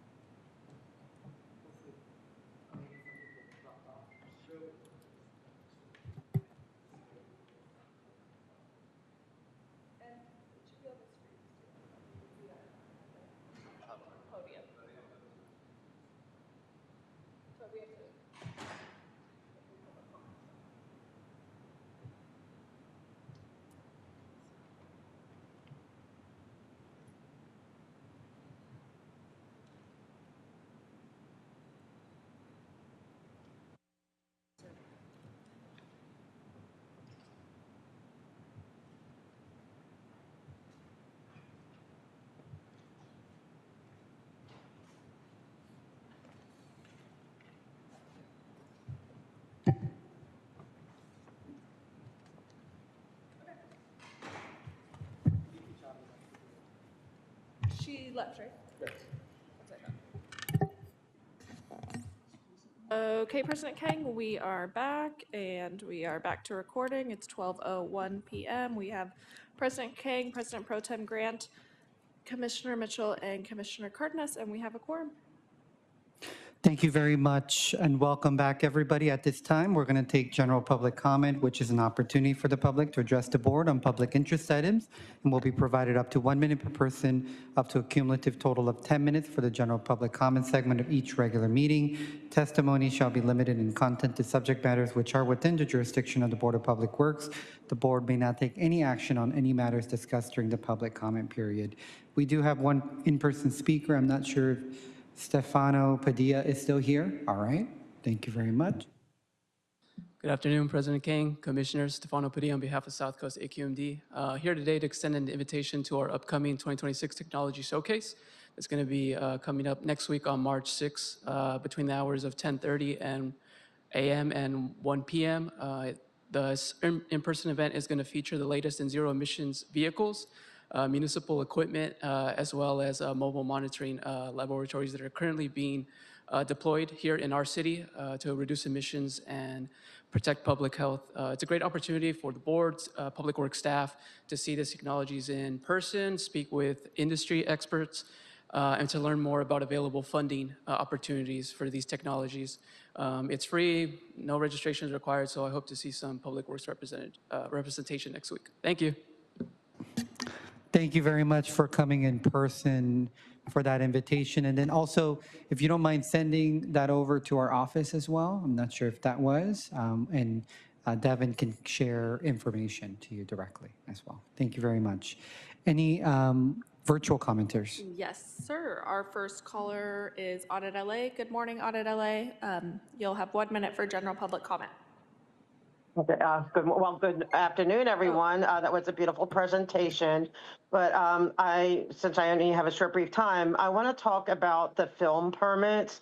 I know now that you guys are signing off on them because, and I understand you can't, you're not going to say, well, every time Scientology comes up with their permit, we're going to just deny it. But I hope you will, though, look into and take the allegations seriously that they do not use they do not abide by the rules. They use their unpaid labor to do this stuff. And one of the ones that were signed off on, Laura FM, I'm sure she can give more of an explanation of what she went through when she came across that film site, that these people were suffering. They were spending like maybe 4 hours in one spot in a public street. They could not move, did not get bathroom breaks, no food, water breaks, nothing. That's not how we want people treated. That's not what the Film LA permit is about. And if they're not being paid fair, scale wages, that's unfair. This is $1 billion Thank you, caller. corporation. Thank you. Our next caller for general public comment is Georgina. Georgina, good morning, good afternoon. You'll have 1 minute for general. Thank you. Can you hear me? Yes, go ahead. Yeah, I'm losing my voice. So I saw that last film filming that Audit was just talking about. Those people were told to freeze in place. They were made to freeze in place for 4 hours. 4 hours holding the same position is torture. So she's right about that. They weren't allowed to take bathroom breaks. They didn't get a snack break. And I'm really disturbed and upset that Keith Mosey left because I want to know how he's complicit with Scientology. He's in bed with Scientology. Keith Mosey, if you're listening, you need to reconsider your complicity with child labor, slave labor. You are complicit with their crimes. Thank you. I yield back my time. Thank you. Our next caller is Jennifer Spencer. Jennifer, you'll have 1 minute for general public comment. Hi, good afternoon, board members. Today I'm calling about the Church of Scientology and how they use indentured servants and human trafficked slaves to do road work on roads that are not private but are public and the responsibility of the city of Los Angeles. This opens up the possibility of liability on your part if someone should have an accident because the work was improperly done by Scientology. Because it is a public street, they will go after you. The unauthorized parking signs need to be taken down so that the public will not be afraid to park there anymore. Thank you. I yield my time. Thank you. Our next caller is Laura. Laura, good morning, good afternoon. You'll have 1 minute for general. Good morning and good afternoon, board. I've been waiting and listening to y'all. I just want to say happy Black American Heritage Month. I know it's almost the end, but I want to really make it known that what's happening in the C organization, the slave organization of Scientology, that my father is in, that he has no rights mentally. He cannot think for himself. He is the reason that the street closure at the Shrine Auditorium happened, because when I saw him 3 years ago, yes, I screamed my heart out because I was lied to and told I wasn't allowed to be on the public sidewalk. So this is a huge issue for us. And they are they're literally being indentured servants, indentured slaves in the Sea organization as we speak right now. Yet you signed that off, President Kang. If you're listening, you did sign off on allowing those closures. So this is completely unacceptable, and it's a huge heartbreak for me every single time I talk about it. The second time I saw my dad, again, Thank he you, feels... caller. That's time. Our next hand raised is Gigi's phone. Gigi, you'll have 1 minute for general public comment. Okay, so I waited for over 2 hours just to get my 1 minute in. I don't get paid for this. In fact, I'm losing opportunities right now to make money in order to use my 1 minute. That's how important it is to me. I've been coming to these meetings for well over a year, and I've been speaking, and I feel like you guys are not listening to me and the others that are calling. We need you to do something. You aren't doing enough. Please do better. I yield my time. Our next hand raised is Miriam. Miriam, you'll have 1 minute for general public comment.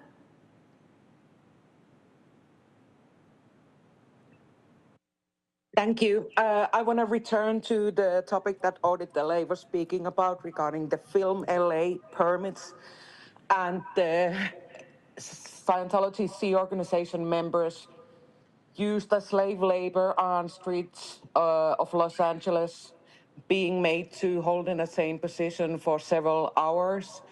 And the fact that there was actually LAPD off-duty cops, armed cops, threatening people not to use their right-of-way and walking on the sidewalk. We need to have some kind of controlling entity to follow up with whether it's filming permits or it's event permits, and go and check if things are actually done as they should be, and the one who is searching for the permit is actually following the rules. That's all. Thank you.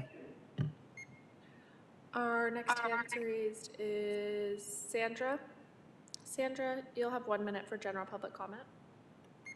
Thank you. I, again, would like to speak about renaming the street back to Berendo and also issuing fines to Scientology for not returning the city-owned barricades and cones. I don't feel like a child sex abuse and slave labor cult should be allowed to have their leader's name on a publicly owned street in any country, city, or town. Illegal parking signs should be taken down. There is no documentation of parking ever permanently being removed on North Berendo, now cult leader and sex trafficker L. Ron Hubbard Way Street. So please take that down and put it as a tabled agenda item so that it can be voted on, and take the street back. Thank you. I yield back my time. Our next hand raised is Jamie. Jamie, you'll have 1 minute for general public comment. Hi, my name is Jamie Mustard. I am the author of Child X. I'm calling in honor of Black History Month. In that book, which has been recently made a finalist for the Oregon Book Award, it has been accepted as a forensic historical document to one of the most prestigious awards in the country, where it tells the story of my ancestors as freed American slaves, only for me to be born in the 1970s as a slave and turned over to Scientology where I underwent a kind of neglect and child abuse that one cannot imagine. So I just urge you to read that book as it's being validated as a forensic document of my life as a crime scene. And I urge you to take these matters seriously. And I urge you to withdraw the name L. Ron Hubbard Way.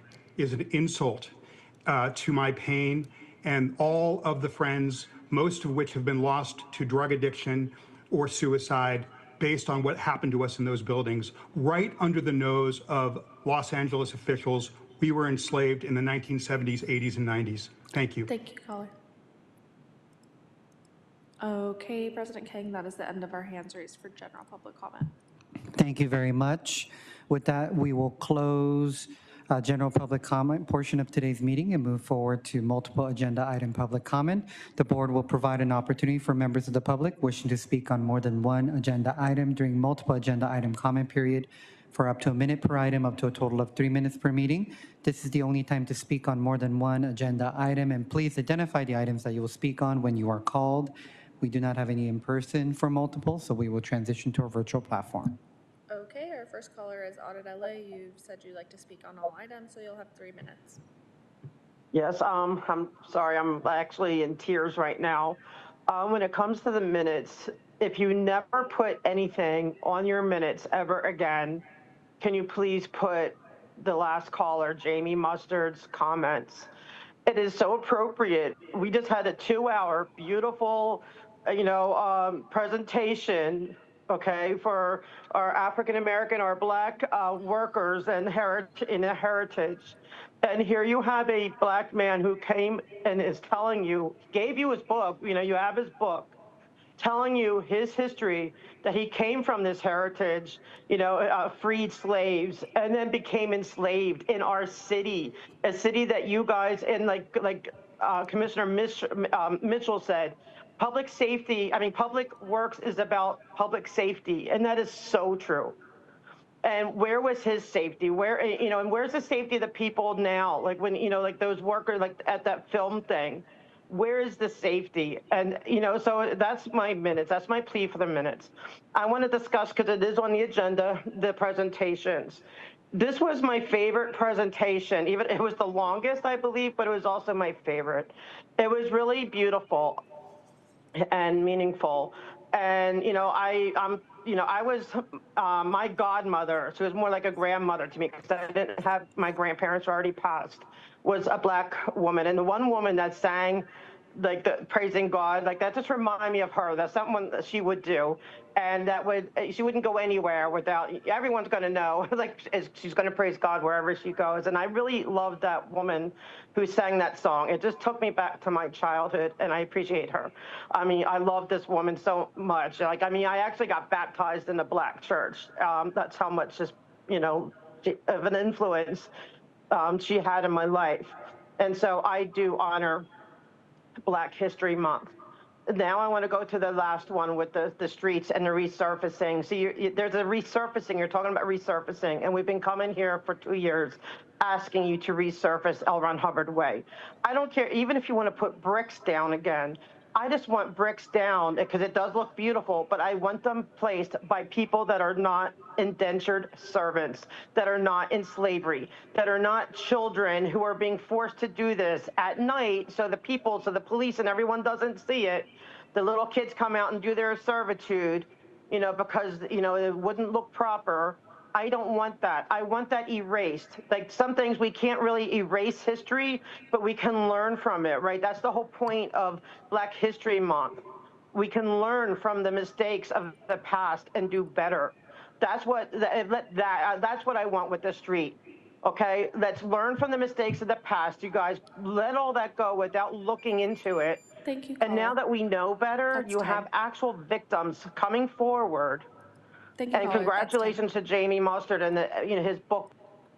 Our next hand raised is Georgina. You said you'd like to comment on all items. You'll have 3 minutes. Please let us know which items you're speaking on. Thanks. I want to start with, can you hear me? Yes, go ahead. I want to start with the minutes. The fact that you have people calling in like Jamie Mustard and Audit LA and Lara FM, and it's not reflected on the minutes is a travesty. These are the voices of valiant heroes that are trying to inform you of the abuses of this cult. How ironic that it's happening during Black History Month, that we're still crying out for the slaves that are in present day America. It needs to be addressed. It needs to be reflected on the minutes. It's a travesty of justice. As far as repaving, you definitely need to repave L. Ron Hubbard Way. You need to pull out the bricks put in by the slave labor force that they call their Sea Org. Those people get pennies an hour for hard manual labor. They aren't compensated. They aren't insured.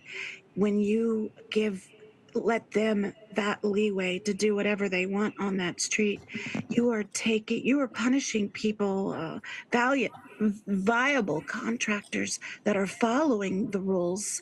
You're punishing them by denying them work and holding them to a different standard. And it's not fair. It's inequitable. It needs to be changed. Thank you. I yield back my time. Thank you, caller. Our next caller is Laura FM. You've said you'd like to comment on all items. You'll have 3 minutes. Please let us know which items you're speaking on. Thank you. I'm going to speak on all items, but first with the minutes. I really want to echo exactly what everybody was just saying with the minutes. This is super important. The fact that, you know, we have a system, whether it's working great or not in the city, to be able to have a board to comment on and to be able to call in and say, hey, we're really asking for help in this area. For years now, we've been doing this. And one of those things is the reflection of the minutes. That's super important for legal records, to show that, you know, whether the city, the board can do something or not, or whether they are doing something, and obviously slowing down permits and things like that. It needs to show in the minutes so that later if somebody comes and says, hey, when these people were bringing this up, that were ex-members of this cult that are being treated like shit and harassed on a daily basis because we're putting out our stories, Child X, you know, things like this, speaking on the internet about these stories and recording my father, who's trapped in an indentured servant still to this day, including my mother, who I try to capture them on video to let the world know, to let the lawyers know, to let the judges know this is how they're treated. But the first thing that you, like, what's not making sense is that you guys have the responsibility to be able to change and do that. And it doesn't feel like you're being open and forthwith about like what is happening, if there are changes, and or just giving some acceptance from the people calling in on the minutes. It needs to be understood. It needs to be talked about. It can't be a scary subject to talk about. And if it is, that's a big problem. If it's a problem to put on the minutes, that people that were born and raised in the cult of Scientology are begging you to stop giving permits, even for the slightest thing, for a sidewalk. There's no reason for it. There should be a main reason why they would have to shut down the Shrine Auditorium, or a main reason why they would have to shut down a whole street that has filming going on at 5 a.m. in the morning with indentured servants, and they're just mixed in with highly paid actors, so nobody knows the difference. This is completely unacceptable. You guys were giving the permits for that. So we've been calling for years and years, needs to be reflected on the minutes. And then the last thing is just to, again, whatever board public works or people you're entering in on your programs or anything like this, please verify with those programs, those community warning, Scientology safe pointing booklet programs that I gave you that give you logos and the business owners and quote, front groups of Scientology that are destroying this community and are taking advantage of the public works and the permits. These are the front groups that are scamming you. So please make sure nobody's being hired, and whoever is signing off has this booklet, has the pamphlet in front of them so they know, wait a minute, no, this is what Lara FM and Okay, I see. Jamie, you still have your hand raised. Did you have commentary on any of our agenda items today? Yes, I wasn't aware that I wasn't included in the minutes, so I'd just like to restate quickly what I talked about before so that I make sure that I'm included in the minutes. Yes, go ahead. My name is Jamie. My name is Jamie Mustard. I'm an author. I reside in Portland, Oregon, but I was born and raised in Los Angeles. On the day of my birth, I was turned over to Scientology into a slum nursery at 811 Beacon Street, not far from MacArthur Park, where I was raised with 40 babies to one caretaker. We were weekly bathed in one vat of water, dipped in our own feces as they would clean us and change our diapers once a week, where I was raised with little to no human touch. That was I never went to school. I didn't have underwear. I never learned to brush my teeth. I was raised as an animal until we escaped to Eugene, Oregon at 13, and then I went back into it where I was trafficked as a teenager. I have a book, Child X. It's currently up for the Oregon Book Award. In general nonfiction, which means it's being treated as a historical forensic document. Thank you, caller. Which is, That's yeah. Okay, President King, that's the end of our hands raised on the Zoom platform.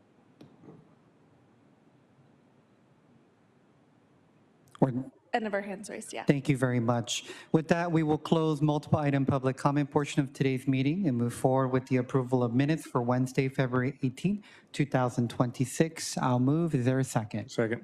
Seconded by Commissioner Cardenas. Okay, we'll take the roll call, starting with you, President King. Aye. President Pro Tem Grant. Aye. Commissioner Mitchell and Commissioner Cardenas. Aye. Great, all ayes, the minutes are adopted.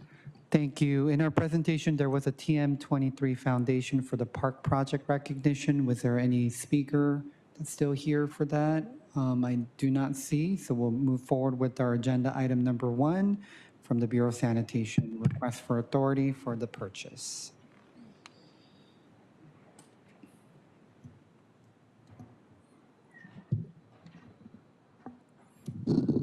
And thank you for being here. You're welcome. And please introduce yourself as well. I will. Good afternoon, Mr. President, commissioners, Bureau representatives, and legal counsel and executive officer. I'm Dr. Robert Savinelli. I'm here to represent LA Sanitation and the Environmental Monitoring Division. I prepared a few slides. They roughly follow my remarks, but I'll just sort of mention to go ahead. So as you can see, there's a summary of what I'll be talking about. I work as a senior chemist at the city's largest environmental laboratory located at Hyperion Water Reclamation Plant. Our lab's purpose is to protect the environment and human health. And we have more than 100 combined chemists, lab technicians, and biologists working at the laboratory. I would say that Environmental Monitoring Division is the scientific hub of LA Sanitation. And we have accreditation in California and Arizona for reporting results for regulatory purposes. We test sewage, drinking water, ocean water, biosolids, all sorts of types of samples for the city of Los Angeles. And we also have ocean monitoring vessels too, to collect samples in Santa Monica Bay and LA Harbor.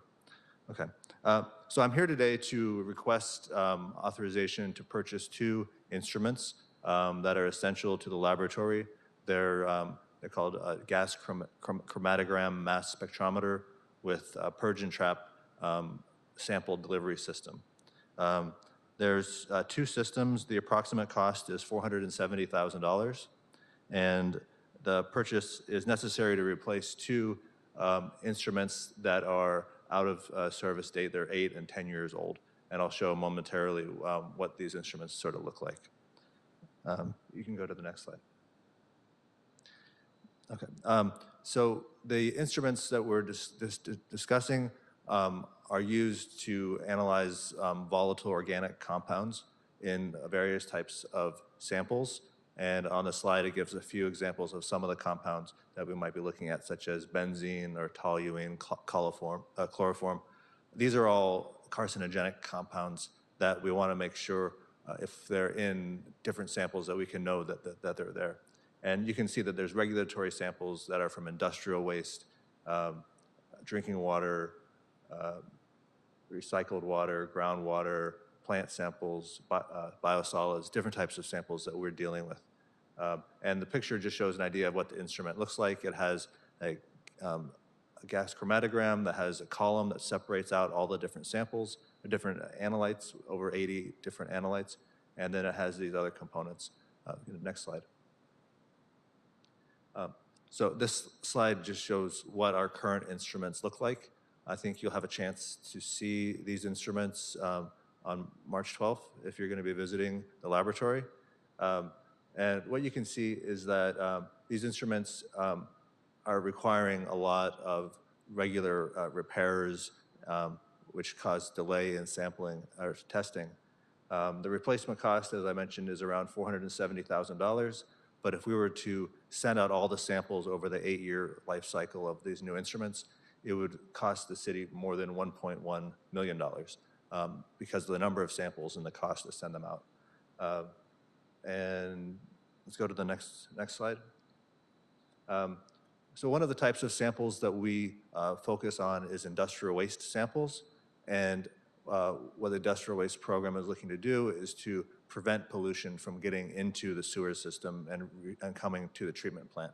So I just wanted to show a little example of how that pre-treatment program has improved the water quality coming to the treatment plant since 1990.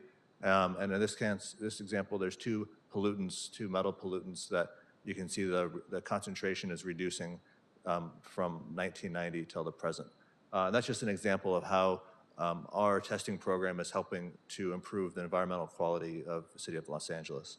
And there's just an example of some of the types of businesses that are discharging their waste streams into the sewer system.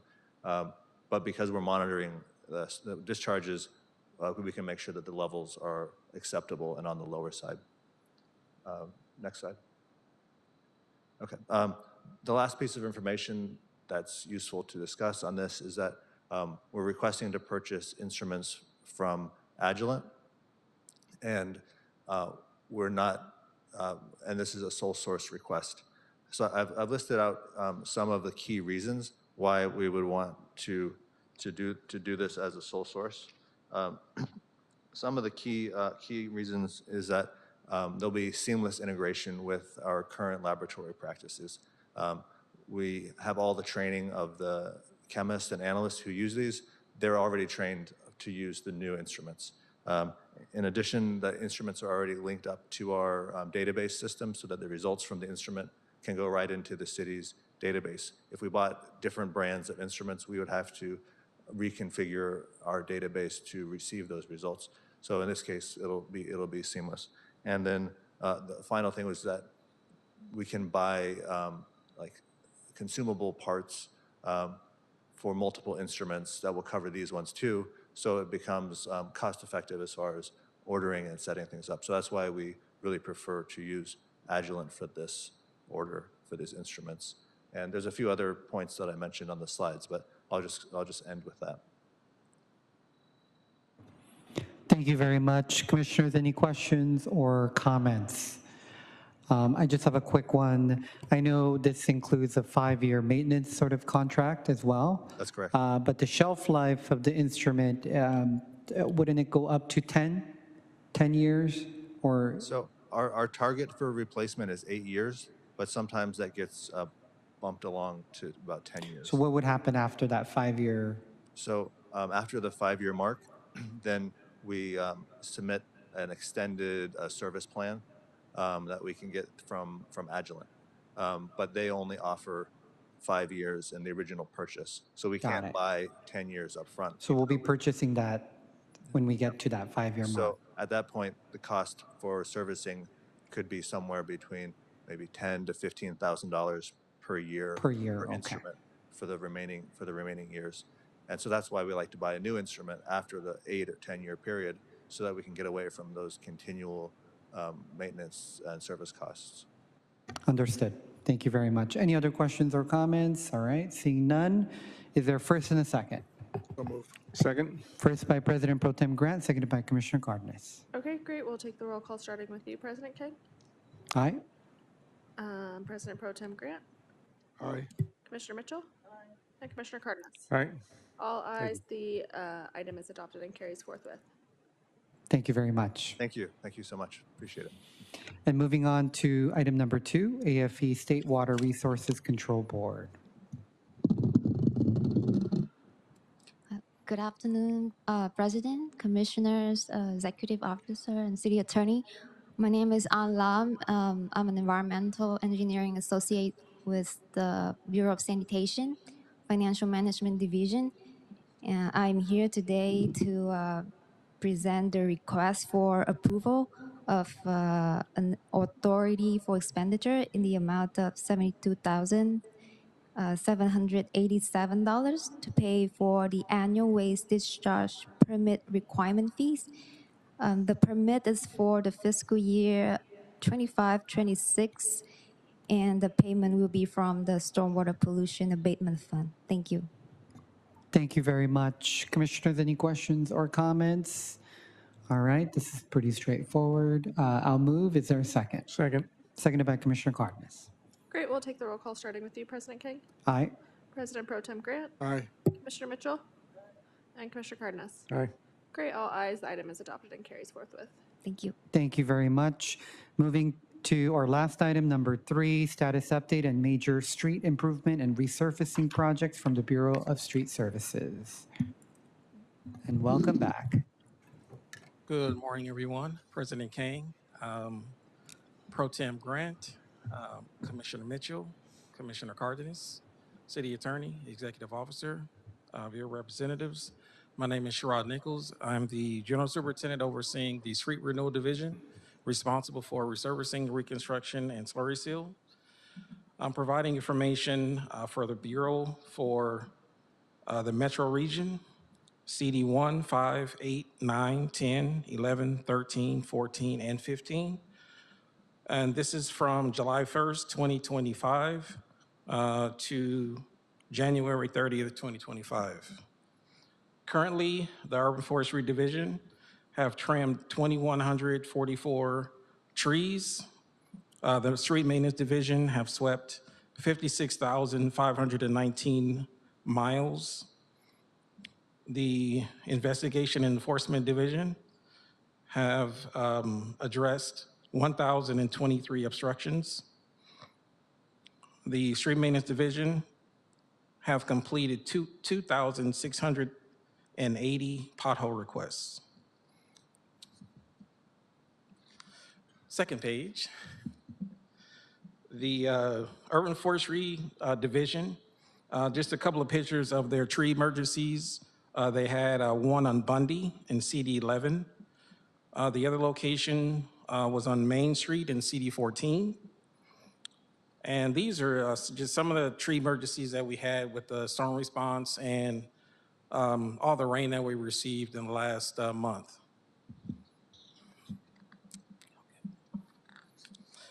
Pothole repairs. So our Street Maintenance Division are doing a great job with pothole repairs. This is an example of squaring off a pothole and also the vibrating plate used to compact the material. And this is on Pico Boulevard in CD1. The large asphalt repairs for CD 1, 5, 8, 9, 10, 11, 13, 14, and 15. This is the actual location on the right side at La Brea. This is between Jefferson and Adams. Currently, we've completed 335 projects. And for the month of February, we had 28 projects at 3.19 lane miles. So to get assistance from the community to assist Streets LA with the upgraded system of My 311, you could reach My 311 by smartphone. You can call 311. You can call the number 213-473-3231. You can go online, https://lacity.gov/my LA311. Some of the common 311 requests are usually potholes or small asphalt repairs. You can request that, either barricade removal or pond farm removal. There are tree emergencies. And all the information have been communicated to the council offices, LADOT for traffic control assistance, also detours throughout the city. We've had, in the last month, we had a lot of rain. We cleared a lot of we did a lot of storm response and mudslides. And that concludes my report. Thank you. Thank you very much. Thank you for being here. I'll start off with a quick question. I know there's a lot of attention on potholes. What is our current response time when people submit their pothole requests? I would have to talk to the Street Business Division, but the last I've talked to the division manager, it was 72 hours. But I think they kind of whittled that time down to a more quick response. But I'll have to verify with them. Okay, thank you. And then just as a follow-up, just for members of the public that are still listening, the Bureau has no idea if a pothole has appeared unless we get a report from the members of the public, correct? So we do actively go out and inspect for potholes, but it is a great help to get the community involved to identify potholes. They can call 311 and identify the exact location, and then we can go there and repair the pothole in a timely manner. Correct. But we wouldn't automatically know if something popped up. No, we wouldn't. Yeah, because there are, 23,000 lane miles throughout the city of LA, 6,500 center lane miles. So it's very hard to, kind of capture every pothole. Got it. Thank you very much. Any other questions or comments, commissioners? Seeing none, thank you very much. Have a wonderful weekend. Have a good weekend. Thank you. All right, I believe that concludes our items for today. End of our agenda items. Our next meeting will be on Monday, March 2nd, 2026. The meeting is now adjourned at 12:38 p.m.